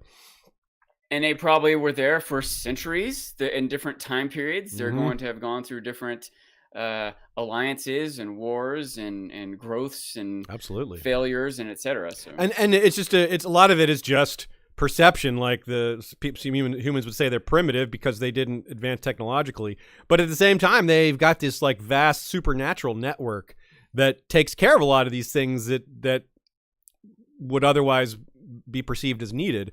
For example, it's like it says they have no letters. They are not recording history. Well, they were recording history. The trees remember everything. It's just our ability to understand the way they record things is not there. Only to someone like Bran and a few others have learned this. Maybe in long gone times it was more common to know this, but that wasn't recorded either. And the humans that showed up at that time, how well were they recording things? For how long had they been recording things? Yeah, long. And what did they do when they showed up? They attacked and killed the other people. So wait, who are the barbarians exactly? Who are the uncivilized ones? And it seems like, and so much of this is judged by like levels of technology or perceived technology, when really some of these cultures had highly advanced social structures, right? Like they had better government systems, which is like that's harder to perceive in the future. And when I mean better, I mean that it works for them better. Like it causes less internal friction. Like it functions well. Like a system that keeps resulting in civil wars would be an example of a system that's not a very good system. What for whatever details and features it has, if that's the end result constantly, you've got a bad system, right?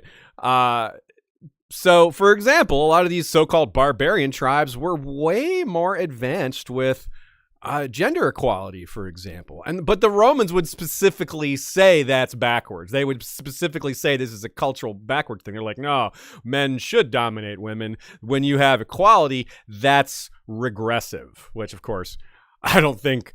I hope that y'all don't agree with the Romans on that one, but that is certainly, that was their perspective. So that's another thing, just another thing to keep in mind. Like things like cultural traditions like that, a lot of times it takes a lot of work to get to that point, and then you can call that advanced, or at least it's gone through a lot of iterations to get where it is, which means it's developed, you know. So really our perception is driving a lot of what we think here, and Yandel's is too, and George is very aware of that. Like he's really, right away in this book, we're seeing all these things that he's wrong about. It's not like these things come, it's not like George gradually gets you into the wrong stuff.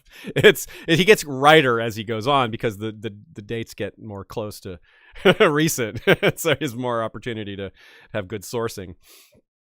I really wonder, like, what other megafauna existed in the Dawn Age? You know, there were great lions, apparently. There were unicorns. Maybe there's still a few of those around. Obviously, mammoths and giants. I mean, giants are sort of megafauna. They are. They literally are megafauna. What about megaflora? Megaflora, yeah. Were there giant tulips? Giant roses?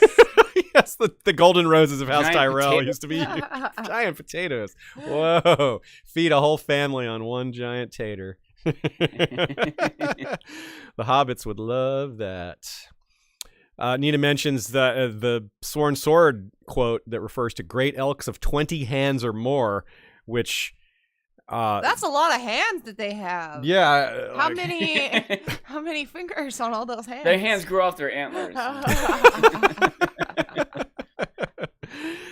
They could pick a lot of berries really fast. Yeah. It's like when they go to do high 5, it's more like high 20. Extinct megaloceros. I don't know how to say that. Megaloceros is a type of deer that is gone now. That might be what George is referring to there. That's Nina's guess, and I like that guess. Arya hears mentions of cave bears in the Mountains of the Moon, which may be similar to the cave bears that went extinct here on Earth about 24,000 years ago, but that might also be an example of something that was falsely declared extinct. And I mean in the real world, not in Westeros. So that's all very interesting. You got to wonder, and this is a good opportunity for us to establish a recurring question that I want us all to be pondering. Now, this applies whether you're hearing this live, whether you're hearing it a few days after it was recorded, whether you're hearing it years later. This is 2022 again. But I want to hear from you all on what you think in-world history will look like 50, 100 years from now. What will it think of Ned Stark? What will the in-world history say about Ned Stark, about Catelyn, about Tyrion, about Tywin, about Dany? It's a little harder with characters like Dany because we don't know the extent of her story yet.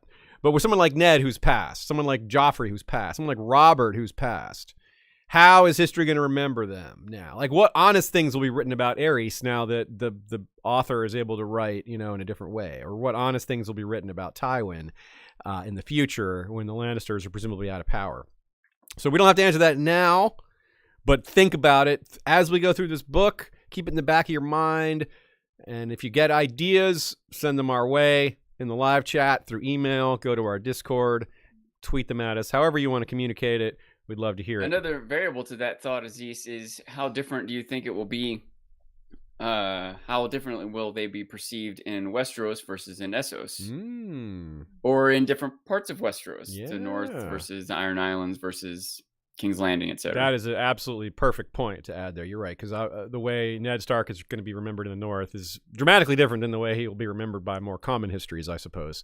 Or as we probably see in Bravos, by the plays. Perfect example. Yeah, the play is, of course, a good example of something that's meant to be entertaining. So they're going to intentionally play up certain things. But history does that too, just less overtly most of the time.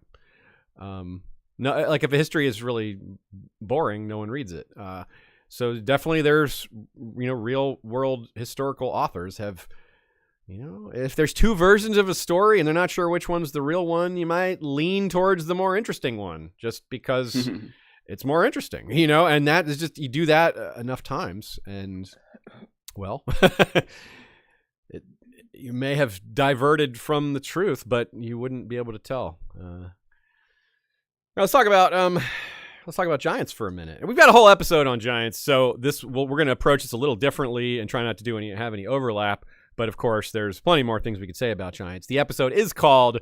When Giants Roamed. If you haven't checked that one out, it would be a good time to. So let's have Sean read this quote. Now the giants are gone, even in the lands beyond the wall, and the last reports of them are more than 100 years old. And even those are dubious, tales that Rangers of the Watch might tell over a warm fire.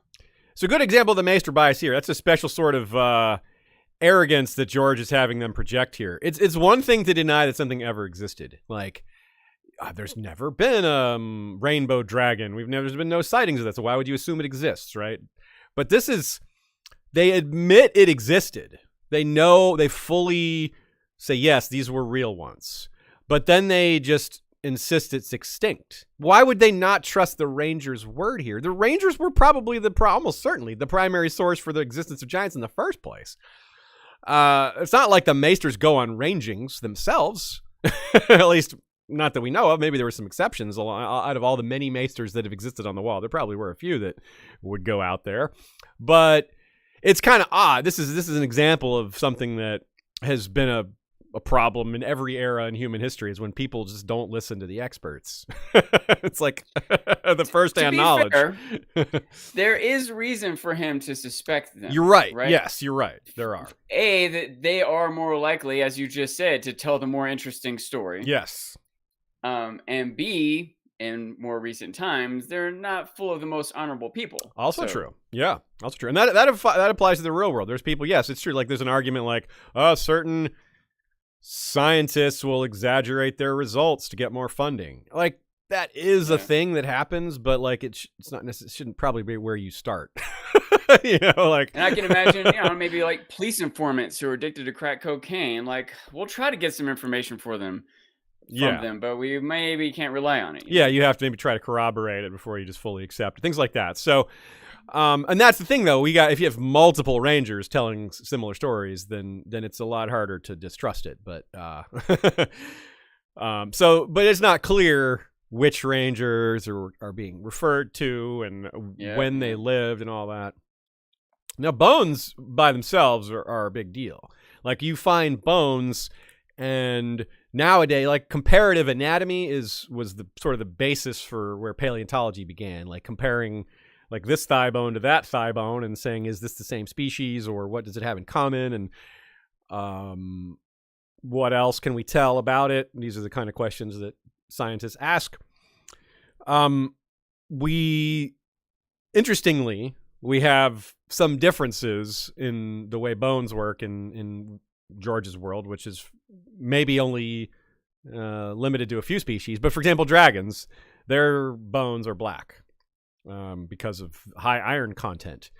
I don't know how realistic that is. It doesn't need to be, but it's an example of something that George has tweaked to add the fantasy elements. He's also changed how obsidian works. Like it's obsidian. He's also changed how human genetics work. Big deal. It's fantasy. He's allowed to do that as long as it's consistent, right?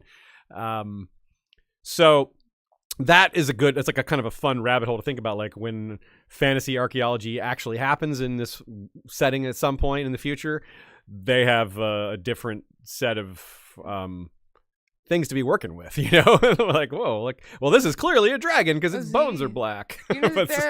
There's chicken that has black bones. Really? The I am Samani chicken. And not only are the bird's feathers, beak, comb, tongue, and toes a striking bluish black, but so are its bones. Hell chicken. Oh. Yeah, so I bet it doesn't have higher iron content. Yeah, so some breeds well, maybe of a chicken doesn't are fly very anyway. Black. Yeah. That's interesting. That is very interesting. Yeah. So the giants provide us with a lot of examples of what we were discussing prior about how our own attitudes can perceive how we view them. Like we look at them as savage and brutal. But then Jon goes and talks to one, and they have all these like stories and histories that Jon's like, I wish that someone could write all this down. So it's there. It exists. They remember it. They're intelligent. They talk. They have language. I mean, come on. That's a huge sign. They have burials. They have pets. Right? This is pretty intelligent. Like I would not look down on that as lesser, right? Like certainly in modern times we try to have that attitude, try to understand things like that. But like you don't have to push it here. Like these are right, burials, pets, stories, language, like that's very advanced. You don't have to reach to see that they have culture. Yeah, it's clear, right? Like those are distinct things. Like they care about each other. They care about each other as individuals. They see each other as individuals. They have love. They have laughter. They have, all this range of emotions that we recognize as the things that we have. And the burials too make it easier to do historical research, right? You have a whole skeleton rather than one that was like someone dies on a hill and their bones get scattered and predators are at them, like a nice self-contained, I'm not saying it's always a sarcophagus. They probably didn't make giant coffins, but it's more contained and it has stuff, like they bury it with a horn or with some piece of bone that they had, like a totem of some kind. And these are the kind of things that future Westerosi maesters and archaeologists will be delving deep into, and it's fun to think about, isn't it? No. Shay doesn't like thinking about graves and coffins. So that's all really, I find that just to be super interesting. We went a lot into that, like as he said in our Giants episode, and I personally, if you have not listened to it, I do recommend it. I thought it was I learned some stuff. Right on. Yeah, we as usual, we try to get into some of the real world stuff as a setting to try to set the stage and then meander on into the fantasy elements. Like Nina also mentions another example, like the Old Tongue. There's the Old Tongue that died out south of the Wall. You still have people like the Thens that still speak that way, and they talk to the Giants. The Giants have that language. And this is, but there's so few of them left, right? And that is, that they're, the way that child Leaf puts it, that's their long dwindling, and the Giants are on their dwindle as well. Because it doesn't seem like there's any recovery for the species, does it? It's hard to imagine a way for this to turn around, isn't it? I don't really see that happening. Do you? I've got a good imagination. Hey, there you go, Sean Solo. I know. I can imagine quite a bit. Yeah, you can imagine quite a few giants. A little aside, I don't want to get too into it, but a lot in the past few years has been learned about Stonehenge, largely from the burials. They've pieced together like transitions of cultures and where the different grave sites around Stonehenge were, and I could go on and on about it, but it's been a huge source of prehistorical information from the burials around Stonehenge. By the way, there are a lot of Stonehenge-like structures around England. They've kind of pieced together that was like the burial process at one time, was to make these sort of circular centers for burial, but there's like this transition point when culture changed and they stopped doing it. So there's a little more. I would like to come back to that when we get to some of the obelisks around Westeros and Planetos, especially the Seastone Chair, which at this rate we won't get to this episode. We thought we might, but because that's a thing that comes up. It's like you see these vast constructions like the pyramids or Stonehenge, and of course the pyramids are vastly older than the Stonehenge even, and there's things even older than that, and you think, oh, they must have had more technology then. That's a future conceit. It's not true. We know that they figured out how to move these giant objects. It was just ingenuity. They're not sure how they moved the objects at Stonehenge, by the way. They're still perplexed by it. They have theories, but the best theory they have right now is they were really determined. That's it. Like the details, they're really not sure yet. There's a great video. I'm gonna have to go find it. There's a modern man who's been able to do some things that are the basis for some of the trying to understand how these ancients moved such large objects. Because this is a man who moved a barn by himself. Let that sink in. Yeah, he moved a barn by himself. It just with like pivots and holes and levers and pull. It's really fast. I'm gonna have to go find it and show you. It's like a show because he moved lots of things. He's moved multiple barns. He's moved huge stones, and so it's really, really neat to see how these things were done. Like he's using tools, quote unquote, but not engines, not right. machines. He's using nothing that they couldn't have had back then. Like not even not even steel hammers. Like not even like the. So only stone and weight and counterweight and digging, you know. So it's really cool. So that's a good thing. That's going to be relevant to us because a lot of people who theorize in the fandom, like for example, that Ashai or that the Moat Cailin or something is actually from some civilization that's as old as the children or even older than that. There's a couple, however. The basis for that is like, oh, that this suggests a technology that's been lost. We're like, well, does it? Maybe not a technology, maybe just a technique, right? And there's more reasons for that, which we'll be getting into when we talk about the children. For example, the children of the forest do not mention these other races to Bran or to Bloodraven or anyone that we know of. So that's another strike against that theory, but certainly not one that kills it. But unless we have anything else to say about the giants, let's move on to a bigger topic: the children. Smaller topic, bigger, smaller, than the bigger giants. topic. Yeah. So I think we won't finish talking about the children today. We have a lot of notes on them, a lot of different aspects. We want to talk about the children. We want to talk about Greenseers. We want to talk about the old gods and the werewoods, and a lot of subtopics that come from that. So we'll go for another 30-ish minutes, and then we'll find a stopping point and pick up where we left off next time. All right, which of y'all wants to read this children quote? Sure, I will. I'll do it. Go ahead, Sean. Okay. Their song. Is that where we're at? Their song and music was said to be as beautiful as they were, but what they sing of is not remembered save in small fragments handed down from ancient days. Maester Childer's Winter Kings, or the legends and lineages of the Starks of Winterfell, contains a part of a ballad alleged to tell of the time Brandon the Builder sought the aid of the children while raising the wall.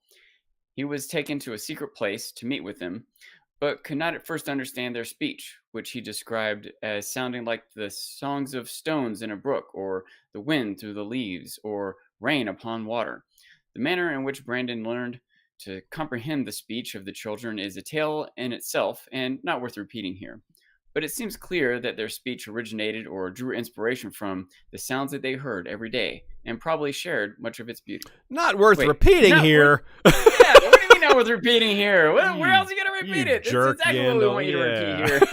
It's like, that's like the thing in the World of Ice and Fire later, which just skips over the third Blackfire rebellion because it's like, well, this has been written about plenty. No, it hasn't. But that's and Makar's death. You know, there's a lot of that's where George is. This is George code for. I don't want to explain it here. I haven't hashed this out yet. Yeah, I'm saving this for later. I haven't figured this all out yet. Yeah, that's what that means. Singers of the songs of earth, just conceptually. The idea that they're singers, and this is a song of ice and fire, and that there's concepts like the secret song that brought back the day in reference to the Long Night and the Rhoynar. And there's all sorts of music references made in the core of this story and these themes. So something to keep an eye on. I don't have some grand spiel to rattle off here about that, but I really want to make sure we're keeping an eye on that. And here's another quote. This one Shea can read. This one is from A Child of the Forest, so it's an important contrast to what Yandel is saying here. This comes from Bran 3, A Dance with Dragons. The first men named us children, the little woman said. The giants called us Wadok Na Gran, the squirrel people, because we were small and quick and fond of trees, but we are no squirrels, no children. Our name in the true tongue means those who sing the song of earth.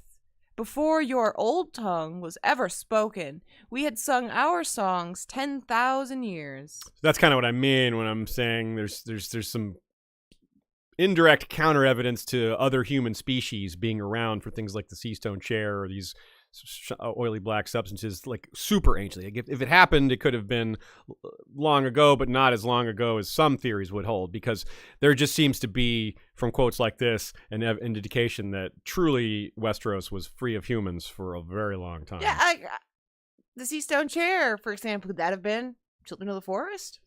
Yeah, I don't think so, because like nothing like that. There's just no other anything that they've done, but it could be an exception, Yeah, I mean, if they said they've been there for 10,000 years, they might have done things 9,000 years ago that were very different than 2,000 years ago. Yeah. They were lost or hidden or destroyed or. It's hard to understand why they would make a human-sized chair, though, right? Like why they would do that's that true. for That's a good point. like why would they, like for people that They we've never know seen humans before? are coming. We know they're going to be about this big.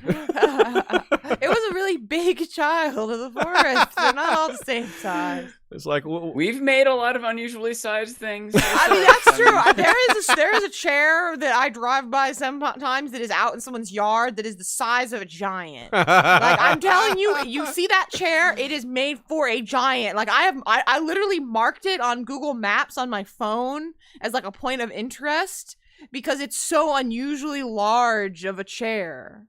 So What if the Lincoln Memorial had been cut short and it was just, Just a a chair chair. without Abe Lincoln? And 10,000 years from now, people were looking back and like, they must have had a giant president. yeah, like Planet of the Apes refers always as the Statue of Liberty to show like that's their big reveal so that it's Earth, right? What if they it was all Lincoln's chair instead? Like they all thought that the Statue of Liberty was the size of humans. yeah, like oh my god, that's a life-size person. Holy crap. In the future, people are giant and made of copper. Again, and this is kind of humorous, but seriously, think in 10,000 years, what if there had been a 200 or 300 year span where some humanoid faction had come across and banded with or conquered or been subjugated by the Children of the Forest? That would be just like a minor little blip on a 10,000 year scale. Yeah. That, True. might have been lost or forgotten or covered up or whatever. Can I just say that I'm not going to get into any spoilers about this, but for those of you who have read the Final Expanse book, you'll appreciate that. Yeah, that's true. That's true. So let's talk about what they're called. It's really interesting to me. Let's go all the way back to the beginning of the books, just for a minute here. Sean, do you remember? Now you saw them first in the show, but you heard them mentioned early on with like Old Nan and Children of the Forest were mentioned. What can you remember, if it's possible, what you thought of the children at first, the way they were introduced? I know a lot has changed since then, but what I'm sort of getting at is how by calling them the children, it makes them seem harmless, or it gives them. It infantilizes them. Yeah, it infantilizes them in a way that is not very true at all, is it? It's very much the opposite, isn't it? Yeah, I mean, it was such a passing bit of information in there that my thoughts probably didn't develop too far. And in fact, I was probably less aware of the timeline back then too. So I might have even thought that they were like a race that had come along after men but dominated the continent. Does that make sense? Yes. But I will point out, I definitely didn't think of them as being small creatures. I definitely didn't think that. Interesting. Yeah, I wonder. And it's interesting too to think about that they call themselves those who sing the Song of Earth. The name they give to themselves, I think, is a lot more significant than what the humans called them, or what the giants called them, the Squirrel People or the Children of the Forest. Both of those sound, like small and harmless, or not very dangerous. And we come to find out they're involved in, caves full of bones and blood sacrifice and people turning into trees. It's quite a bit more heavy, isn't it? Yeah. And their level of knowledge. They have like thousands and thousands of years of collected memories contained within the trees. And of course, it's very adult. The death of their species is not exactly a light topic either. That's very sad. And when Bran's confronted with it, it makes him very sad. And I imagine that is supposed to impact the reader. Just want to point out that like caves full of bones or whatever other sort of like terrifying or gruesome things you might attribute to the children of men. Yeah. Nothing compared to humans. Yeah, that's true. You're right. It's not like we don't have caves full of bones. And You're right. That is very true. So it's also the name children also is in contrast to their species being so old. I mean, like this is, they're children of the forest, but they're vastly older than humanity as we're being led to understand. Humans are the children, really, they're the pensioners of in the that forest. sense. What's that? The pensioners of the forest. Pensioners of the forest. Seniors. Wise small ones of the forest, yes. There's some world building of the world building that we're going to do from time to time here. In a section coming up, we're going to talk a little bit more about the origins of the children, the meta origins of the children, George's own conception of them and how he came to write them. But sticking with this, here's another quote, which is right here, whichever y'all wants to read that. It. Sure. The gods gave us long lives, but not great numbers, lest we overrun the world as deer will overrun a wood where there are no wolves to hunt them. That was in the dawn of days, when our sun was rising. Now it sinks, and this is our long dwindling. Very, very sad. The sorrow contained in that phrase is it's not just sorrow, but it's like acceptance of sorrow. Like this is not just a sorrowful phrasing, but it's someone who's accepted their fate. Like this is our destiny to die off. There's a lot I have to say about this, or a lot of small rabbit holes we can potentially turn into big rabbit holes here.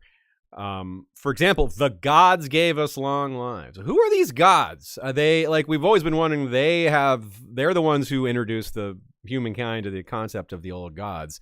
But there's all this like, well, are the old gods the green seers in the trees? Are there some sort of cosmic force beyond that? This is as close as we get to it, I think, in terms of our current understanding, seeing that even the children see them as gods. Whether they're gods promoted from within their own ranks or some other force or entity altogether isn't clear. But this is what they teach humans. It's really interesting that humans eventually adopt this religion that apparently started maybe even before humans evolved at all. That's weighty, isn't it? It's something that you could in the real world just blow off, but in this world, well, it seems like there really are gods, Yeah. like and maybe a bunch of different ones, or maybe only one god, but there's different magic. cultures called in different names. Yeah. I whether you call it God, I still argue with you about that, Sean. What God is, I mean, in terms of there's clearly magical entities. Whether you call them a god or gods, I don't agree with necessarily that they are gods, but we can at least say it's unclear. There's definitely supernatural beings. Yes. I just want to make that clear that I do not agree with that God is real. Yeah, I should clarify that I'm not even sure in this world that there really is, quote unquote, a god or gods. Yeah. But there are supernatural beings that could reasonably be called gods, Sure. Not just made up conscripts of their culture. Yeah, I've always kind of seen the green seers that went into the trees, the children that went into the trees, as being their gods. Personally, which is really interesting, right? If their own people ascend to godhood, that's like, huh? And that is like, what is a god? Even like, do they maybe they do really fit the qualifications of what a god is, and that they're omnipotent and everlasting. Like if we're saying what we think you need to be God, maybe all of those children of the forest are gods. Yeah, but definitely, magic exists. You're right. So.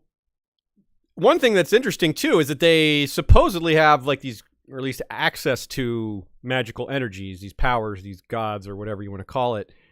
But it's clearly not something they can just throw around willy-nilly, at least doesn't seem like it. Because, for example, like, how does a species with all the supernatural power have such trouble with giants? Well, Sean, you had a couple of ideas on this, and this is a good springboard for a lot of smaller theories we can work with. You suggested the possibility, referring to the idea that there was a giant skeleton found with obsidian arrowheads in its rib cage. It's a springboard for some possibilities here. Like at first, my thought was, this is maybe they only have very limited information to analyze this ancient history and culture. And so it would make sense when they find a buried giant with obsidian. They know the children of the forest use obsidian. Okay, so they must have been at war with each other. Well, my first instinct was, well, maybe they weren't necessarily at war with each other. Maybe that was a zombie, a giant white that they were trying to kill, and knew obsidian would work. And to jump in quickly, Sean, like, if that's the case, why would that even necessarily have been a bow shot from a child of the forest? Like, where's there evidence that was fired from a child's arrow? Like, why couldn't that have been something else? Yeah. So the giants could have learned from the children of the forest that obsidian works against White Walkers or whatever. Yeah. But I realize that there is more data. We have more data at least to work on, whether or not Yandel does. But we know that the children tell Bran that there was some conflict with the giants. Yes. Multiple but even examples, still, it doesn't mean all children were always at war with all giants. Yeah. There still could have been like two factions that shared a border that warred amongst each other, but that all the rest weren't. Or that one rogue giant or one rogue faction of giants had a battle one time, or maybe in recent times, where so that the children talking to Bran might still talk about them being at war, but they might have not been in war for 8,000 years. They were allies. So when you only have a little bit of information, it makes sense to conclude something along that line. But one, we know there is more information than what Yandel has, and we are likely to get more information than we already have. And even with that information, you can't be too certain about the conclusions you draw. Yes. Now, one thing we can maybe say is that it's probably this is too recent for it to be really ancient, like if there's still bones and obsidian in the rib cage, like how old could this be? I'm not really sure. But sticking kind of with that idea, we've talked before about the possibility that the others, assuming they were a creation of the children, which is a good bit of evidence for that. We don't have to accept it fully, but let's assume it is for the purposes of this point. It wouldn't have necessarily, almost certainly wasn't something that all the children were like, yes, let's do this. Let's make the others. It was probably a group of them. May have even been a small group, a minority, a splinter tribe or something like that did that. So sort of using your idea about a group of giants, we could obviously go, there's a lot of different versions of us to imagine how that could have gone. And and also just how we know this story is going to at least culminate partly with a conflict with the others. So being on the lookout for clues as to how that could have happened or things in the past that illuminate what's coming is a really good thing to keep an eye out for, Sean. So I like thinking about this a lot. And of course, the notion that there will be undead giants is extremely likely, right? I mean, and we never talk about undead children of the forest. Yeah, could they be animated themselves? Yeah, like can they be animated? Yikes, that is terrifying. I'm still more scared of the undead giant. Yeah, me too. They're a bit larger. Especially when you wonder, it seems generally like the undead are kind of mindless zombies. They don't have memory or intent. Maybe they do, but they don't seem to. Yeah. But children seem to have sort of supernatural powers. Would they maintain those as whites? Like if a child can do magic, can a white do magic too? Yeah. Like a lich. Can a white greenseer or warg still get into a wolf or whatever? Well, we're going to find out with John. Right? John's going to answer that question if he can still warg into ghost as a resurrected guy. Although maybe that's different than a maybe white. He's a resurrected is different. You're right. White, yeah, it's different magic animating him. Or is it? Or is it? Yeah, who knows? You're right. It's an experiment, that's for sure. And we're very curious as to what will happen. So, but if we try to, again, distance ourselves from humanity here and try to think about what this was like before there were people around, what would they be using? I was going to say real quick, to be clear, the whites do have some memory.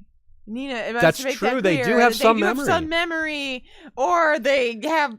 So she's bringing up like how Jafer Flowers went after Lord Commander Mormont specifically, but I don't really know that means memory necessarily. That means control.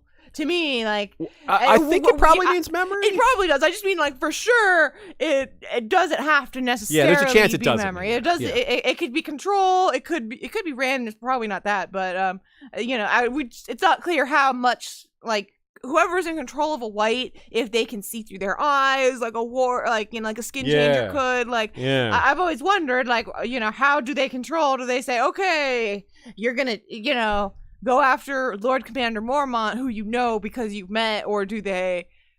Or do they say go after anyone that you know? Like, I mean, even among humans outside the fantasy world or whites or anything else, memory is still kind of challenging to understand. It sure is.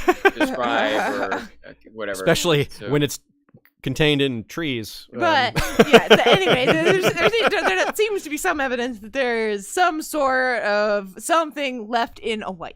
Yeah. And there's more for us to discover here. I'm certain in the next book is probably when we'll get the majority of it. I think by the time the final book comes out, we may not be much more to learn about whites and others. I'm guessing that'll be here, but super interesting. So the others probably didn't exist during the Dawn Age, right? Because they were probably made out of humans, and if they weren't, they were made to fight humans. Right, so there wouldn't be much reason to have made the others when there weren't humans around, let alone the possibility that you need humans to make others in the first place. So that's a thing to think about. But what I want to get into is like this religious significance of death. Like, the children view death differently, right? They call it going down into the earth. It's like a religious, you become part of the earth. It's not final. It's like the next stage, right? Which, how does a culture that sees things that way, how do they view the concept of necromancy? Is that like some abomination? And which is why I want to think about that, because combining that idea with the notion of not all the children would be down for creating some sort of necromantic monster, if it's like it might be seen as kind of evil or blasphemous within their own belief system if they have this view of how death works. And if you're subverting that, you're messing with death, you're perverting the natural order of things, then I could see how that would be viewed, to use a different religious term, as sinful or blasphemous or whatever, for lack of better words. How does that strike you, Sean, that concept? It is neat to think about. In fact,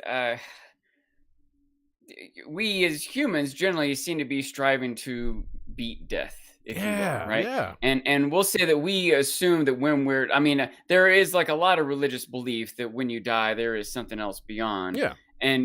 But we're not all killing ourselves to get there. And even religions usually have rules against killing yourself. There still is this strong desire to live, strong sorrow for those that die. And as far as we can tell, no real evidence of existence beyond it, which adds to our desire to resist it. And our, even though maybe humanoids have existed for thousands and thousands of years, our understanding of human history is still several thousand years, but not really 10,000. The children's are older than we are. Even are scratching the surfaces of written history or knowledge of ancient cultures. So they may have a different perspective, especially if they live longer within it. And I'm rambling a little bit. What I'm trying to get at is that we're at the point now where we are approaching the ability to beat death. Like, we're living longer. We're finding cures for cancers and diseases and stuff, and maybe even the ability to like preserve our brains in Futurama style or whatever.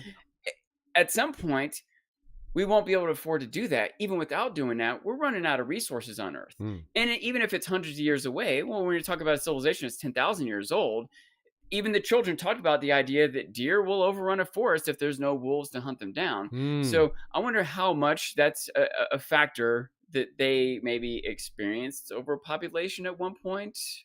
Especially when you add in magical elements, if that was a way for them to overcome it, if they know that when they are absorbed into the earth, if they have some sort of evidence that they still exist, if the living children can still communicate with the dead ones through the roots of the trees, it's less scary or it's not as final to right die, yes, which might change your perspective on it. That is a huge point I wanted. I'm glad you made that. And it's not so much like you're extinct or endangered in that case. It's not really like you're always going to exist then.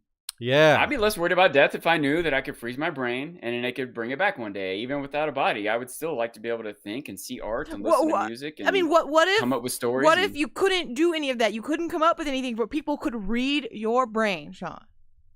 I think that's more like what is I've got some happening dark here. secrets. Personally, yeah. But I think that's more of what is the case. But yes, is the even case with that, the children even is that that's like you're stored there, but they can't look at art. They can't create things. They aren't a person. It's interesting that you point that out, because we're approaching that too. That like maybe someone can't, like when I die, maybe science can't get into my brain and read it. But through my life, I'm putting my brain out there. I'm typing my reviews of movies. I'm talking about this book that I read. Yeah. I'm posting pictures of things I saw onto Facebook. Like but what's in my brain, a lot of it is being put out to the world, even now, even without some sort of immortal technology or whatever. And that, I think, actually does make me feel better about it. I don't know if that makes sense. I haven't thought about it too deeply, but I think that's part of why we do it. We do want to. We care about our posterity, make our mark on the world, have a legacy Yeah. or whatever. So I mean, that's why we have kids. It's what you write things. Yeah. yeah. Agreed. Yeah. Yeah. Oh, I think we're done. I don't think there's any need to podcast anything further for anything.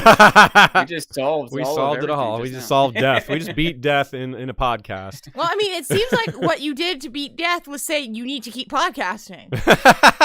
More of your thoughts will be recorded. Your personality will be preserved. That's what they'll do. In order to bring you back in the future, they're going to have to find all these things you participated in and then throw it into some AI program. And Yeah, I mean, you say that, but there are people out there. I mean, this isn't the exact thing, but like, think about Audrey Hepburn, how or Carrie Fisher, people who like they can recreate them visually in movies, in commercials and stuff like that, like, and they have done it, and it is different, but they could only do that because they were so recorded that we have.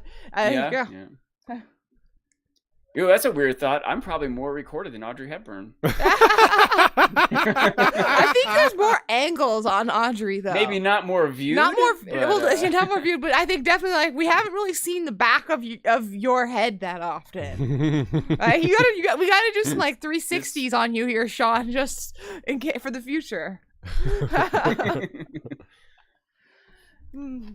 so, what would what are we? A Song of Ice and Fire, a Song of Ice and Hepburn. So Hepburn. So you have Frost. Yes. Hep Freeze and Hepburn. Yes. So now we've really gone afield. Song of Carrie Fisher. The Fisher Queen. The Fisher Queen. That was her. Oh. There we go. A couple of comments from some of y'all. Devora says, Brandon says that the Children of the Forest sounds like the quote, the songs of stones in a brook, or the wind through the leaves, or the rain upon the water. And that would be the true tongue. In a Game of Thrones, Will sees an other. Then it was gone. Branches stirred gently in the wind, scratching at one another with wooden fingers. So yeah, the others sort of have this connection to nature in ways that feel similar to the way the children are existing in nature, which again speaks to the not entirely clear connection between them, but something is there. This whole idea of the true tongue, the fashioning their language after nature sounds is a fascinating concept, and one that we've explored elsewhere in the our Werewood episode. We really get into all the examples of rustling, because George uses the word rustle in particular to indicate this is happening. The tree is speaking or something like that. But how would this have been used prior to humans? Again, I want to come back to that question.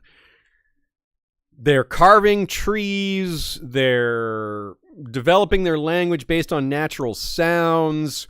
There's not a lot of them. They do have long lives, though. But they're not.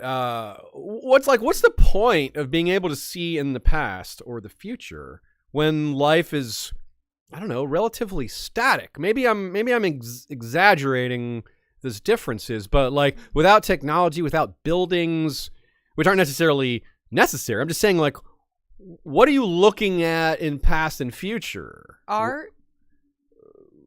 Yeah, I guess they do. I mean, they have the I faces. mean, you're singing songs. I don't know. Ah, Some might yeah. have emotional growth, children Yeah. growing up I mean, and yeah. elders passing. And, Think about how long and you even have to look like, into the future to see your children grow up. Yeah. Yeah, I'm trying to get into that mindset. Like, what does it mean? Like, as a culture that views time and death very differently, like, what are some of the extensions of that? It's a very open question. I'd love to hear from you all out there as well. What you think of the children, or maybe even using real world religions that get into some of these beliefs as an idea. Like, certain religions have things sort of familiar to this. I mean, George is borrowing from real world religions and beliefs on a lot of this. Some of it's like Native American.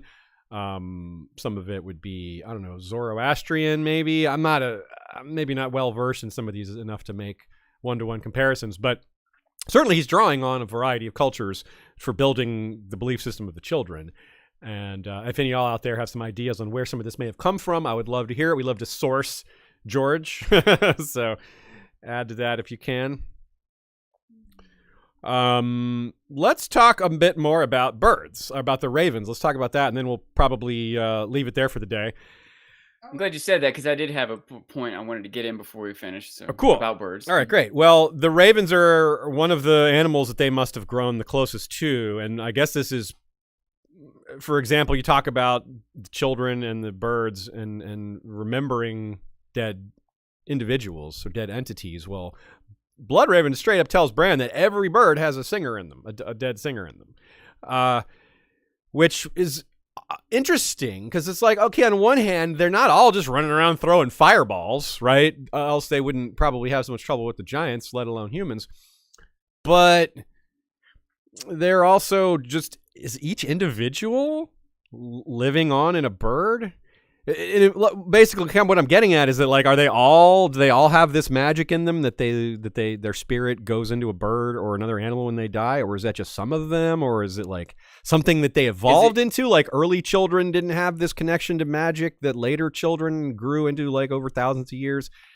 Really? Also, is it limited to that? Yeah. Like, if someone said when people die, they get buried, they're not being dishonest or inaccurate, but some people are thrown into the sea or burned into ashes, or et cetera, et cetera. So there are other options, things that could also happen, Yeah, that's a very good point. Some are dragged up a mountain. They should just burn it or chop it up and take it up there. So let's do a little compare side by side. This is some of this same stuff or similar stuff would be in our episode of Septon Barth, and we're even going to mention Septon Barth here, but we're going to approach it a little differently. But this quote will be a little bit familiar. These two quotes will be familiar. We'll start with one of you guys do the first one, and then one of y'all do the second one. Who wants to start? I'm not sure where you are. Can you put your cursor there? Yeah. Shay, you start. Okay. Ravens are considered... Oh, whoops. Ravens are amongst the cleverest of birds, but they are no wiser than infant children and considerably less capable of true speech, whatever Septon Barth might have believed. A few maesters, devoted to the link of Valyrian steel, have argued that Barth was correct, but not a one has been able to prove his claims regarding speech between men and ravens. Okay, so let's talk process for a second here. First of all, we stated earlier, Septon Barth is an authority on these, and we should usually take his word for these things. And so this is a good example of the minority being right. The fringe opinion is the correct one. But this whole thing about proof, like, what kind of proof are you expecting? Not one of them has been able to prove his claims regarding speech between men and ravens. This is stuff that happened thousands of years ago. How could there be proof of it? So it's kind of like one of those people who ask for proof of something. It's like you see that sometimes when something is kind of plain or straightforward, or it can't be proved. It doesn't mean it didn't happen, right? So we can't, you may necessarily use it as hard evidence. We also can't dismiss it because it comes from a trusted source. But Yandel is dismissing it. But we know better. We have our reader privileged information. For example, the follow-up quote that comes from Bloodraven. It was the singers who taught the first men to send messages by raven. But in those days, the birds would speak the words. The trees remember, but men forgot. And so now they write the messages on parchment and tie them round the feet of birds who never shared their skin. Old Nan had told him the same story once, Bran remembered. But when he asked Robb if it was true, his brother laughed and asked him if he believed in Grumpkin's too. So you see how it's laughed at, like not just by people in the Citadel, just downplay it. You've got people like Robb who just think it's just so ridiculous that it couldn't possibly be true. But we know that it is. So operative concepts here. One is that the birds still have this skill. They can still talk this way. It's humans forgot how to teach them. And this doesn't seem that strange at all. I mean, we've got real world birds that can talk pretty clearly and thoroughly, right? So You have no idea, Zeus. There's a real world bird. I think it might be called the mimic bird or something like that. Google this. Everyone out there, look this up on YouTube. This bird can make any other sound. And a lot of what it does is make the sound of other birds, right? It like uses their mating calls. Like, well, whatever you think the most beautiful mating call in the world is, well, this bird is more beautiful because it can do all of the different ones. It also, they have videos of this bird. It'll make the sound of like a woodpecker cracking on wood or some other bird making its mating call, but it'll also make a sound like this. Oh, like a construction vehicle. A truck backing up. Oh, wow. Or a zzz, a chainsaw. Wow. A camera shutter. It just makes every noise that it can hear. It's just unbelievable what this bird can do. Yeah, I can tell you, my brother has an African parrot, actually. I don't like birds personally, but it is impressive. I mean, like, those birds, not a magical raven, can communicate with you, can really say words back. I don't know. It is impressive. It is. That's an amazing example, too, because this is what we're trying to get into. Like, the children develop their language based on sounds they heard out in the world. Like, real sounds that exist in nature. That's what these birds are doing. That bird's just imitating what it hears out in the world, and then it's just trying to, like, figure out how to make use of its ability to copy those things. That's super cool. And humans, though, anyway. they forgot. Humans forgot how to do this, apparently. But why did they forget? Was it... I mean, it's so useful, right? Like, it's kind of like the same thing. Like a weird thing they kind of forgot. Like. Yeah, they kind of forgot, yeah. But it is realistic. I mean, it's not realistic that Dany forgot about Euron. That's silly. But it is realistic that humans forget how to do complicated things over time. For example, the freaking Stonehenge stuff we just talked about. Like, how did they do that? Yeah. We don't know. But ancients, but they clearly did it. Yeah. Another potential explanation is similar to what I was saying before about how there's probably some time period where they had a very young maester or archmaester because of disease, famine, tragedy, fire, whatever else. That could also, like in a long winter, there could be enough time goes by that the birds aren't flying, the old people that know the secrets die, they come back out of it, it wasn't properly recorded or preserved, and it's forgotten. Mm-hmm. It also could have only been known by a small group of people, and not every human, and so that small group of people was trying to keep it secret, and then all got burned up at once, which is something else we know can happen. Yep, that's for sure. Yeah, like, for example, I meant to bring this up earlier when you're bringing up how some people see knowledge as power and are very guarded and won't share it just on general principle, even if it's helpful, even if they don't see how it can be used against them, they just prefer to keep it close to the chest. Like, a great example of this happening in the story, it's a very subtle but meaningful example of the kind of person Roose Bolton is that moment where he just he finds a book on the bookshelf of Harrenhal, reads it, and then he throws it in the fire. And no one knows what's in that book, and George has been asked about that, and George's like, it doesn't matter what's in that book. It's the point. The point is, this is the kind of man Roose is.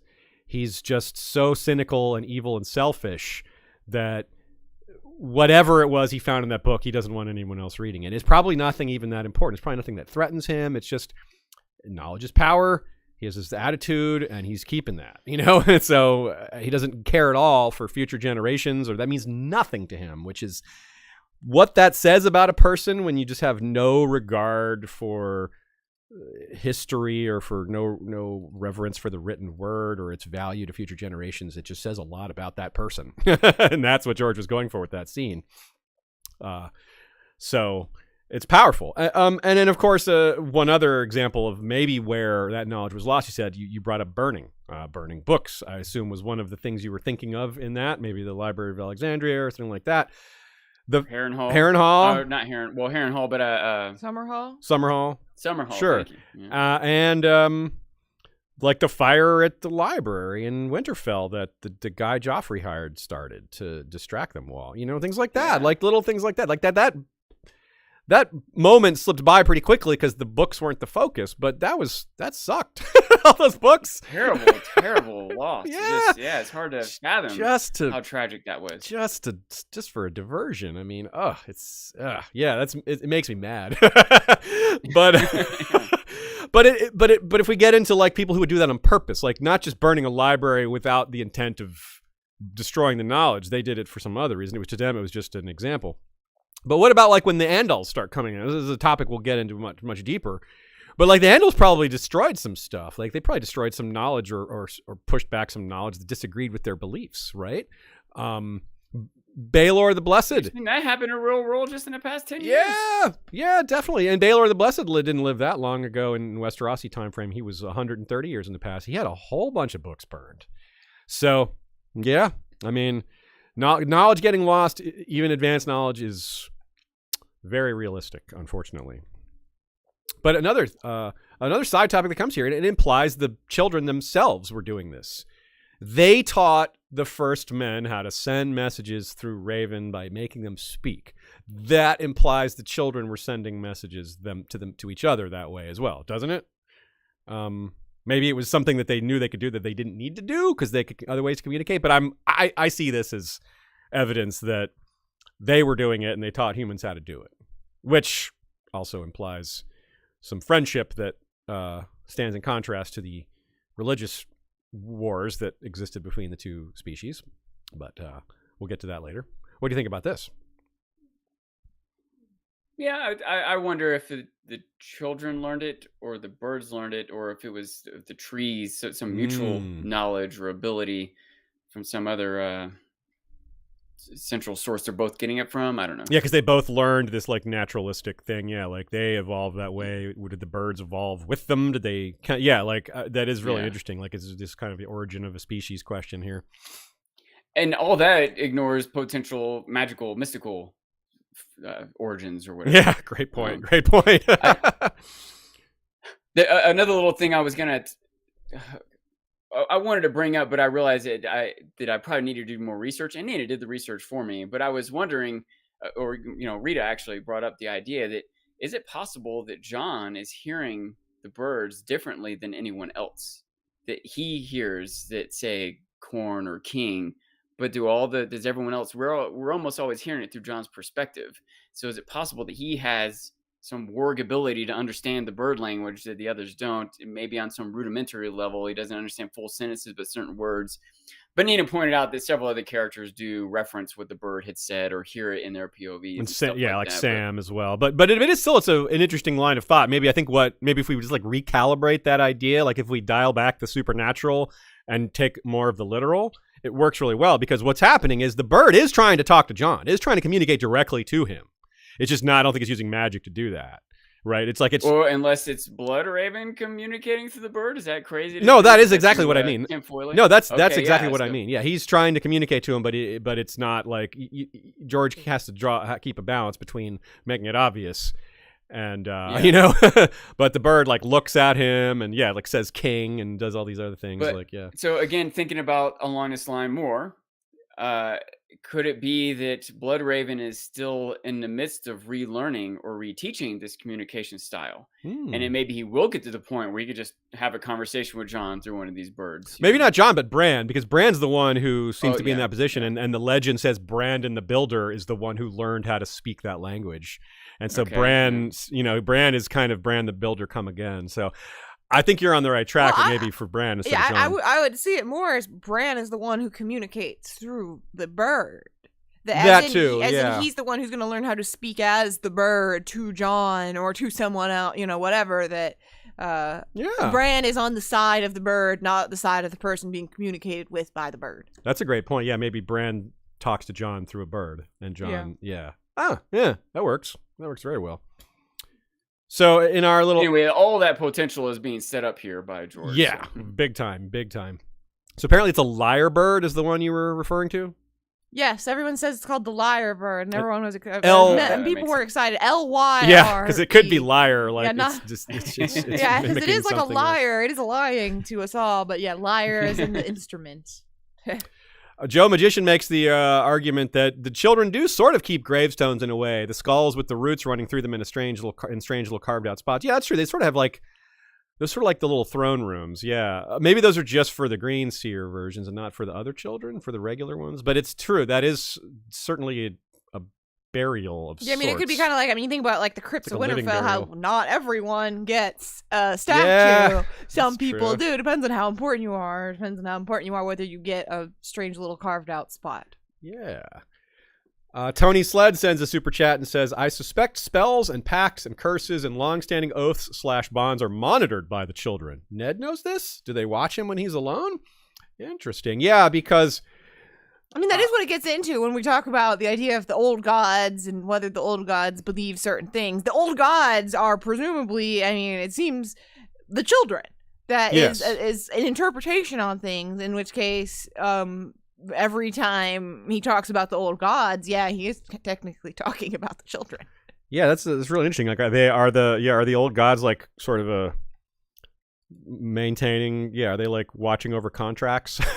Are they like doing contract Santa management? is an old god. Santa's an Yes, Santa. Because it's true that you're right, Ashay, to bring that up. Like, that is a deeply held belief by the North that anything like, what is it? John had that line to Mormont where he says, "My father believed that you have to tell the truth in front of a werewood or any the old gods are listening." And Mormont goes, "Yeah, my dad said the same thing." Yeah, and so like they don't know that they're talking about the children there, but when they're talking about those trees, those are the beings that are in those trees, are the children. Those are the old gods. Yeah, so if they believe that the old gods enforce things like oaths and kinslaying and things like that, that's who they believe is doing it.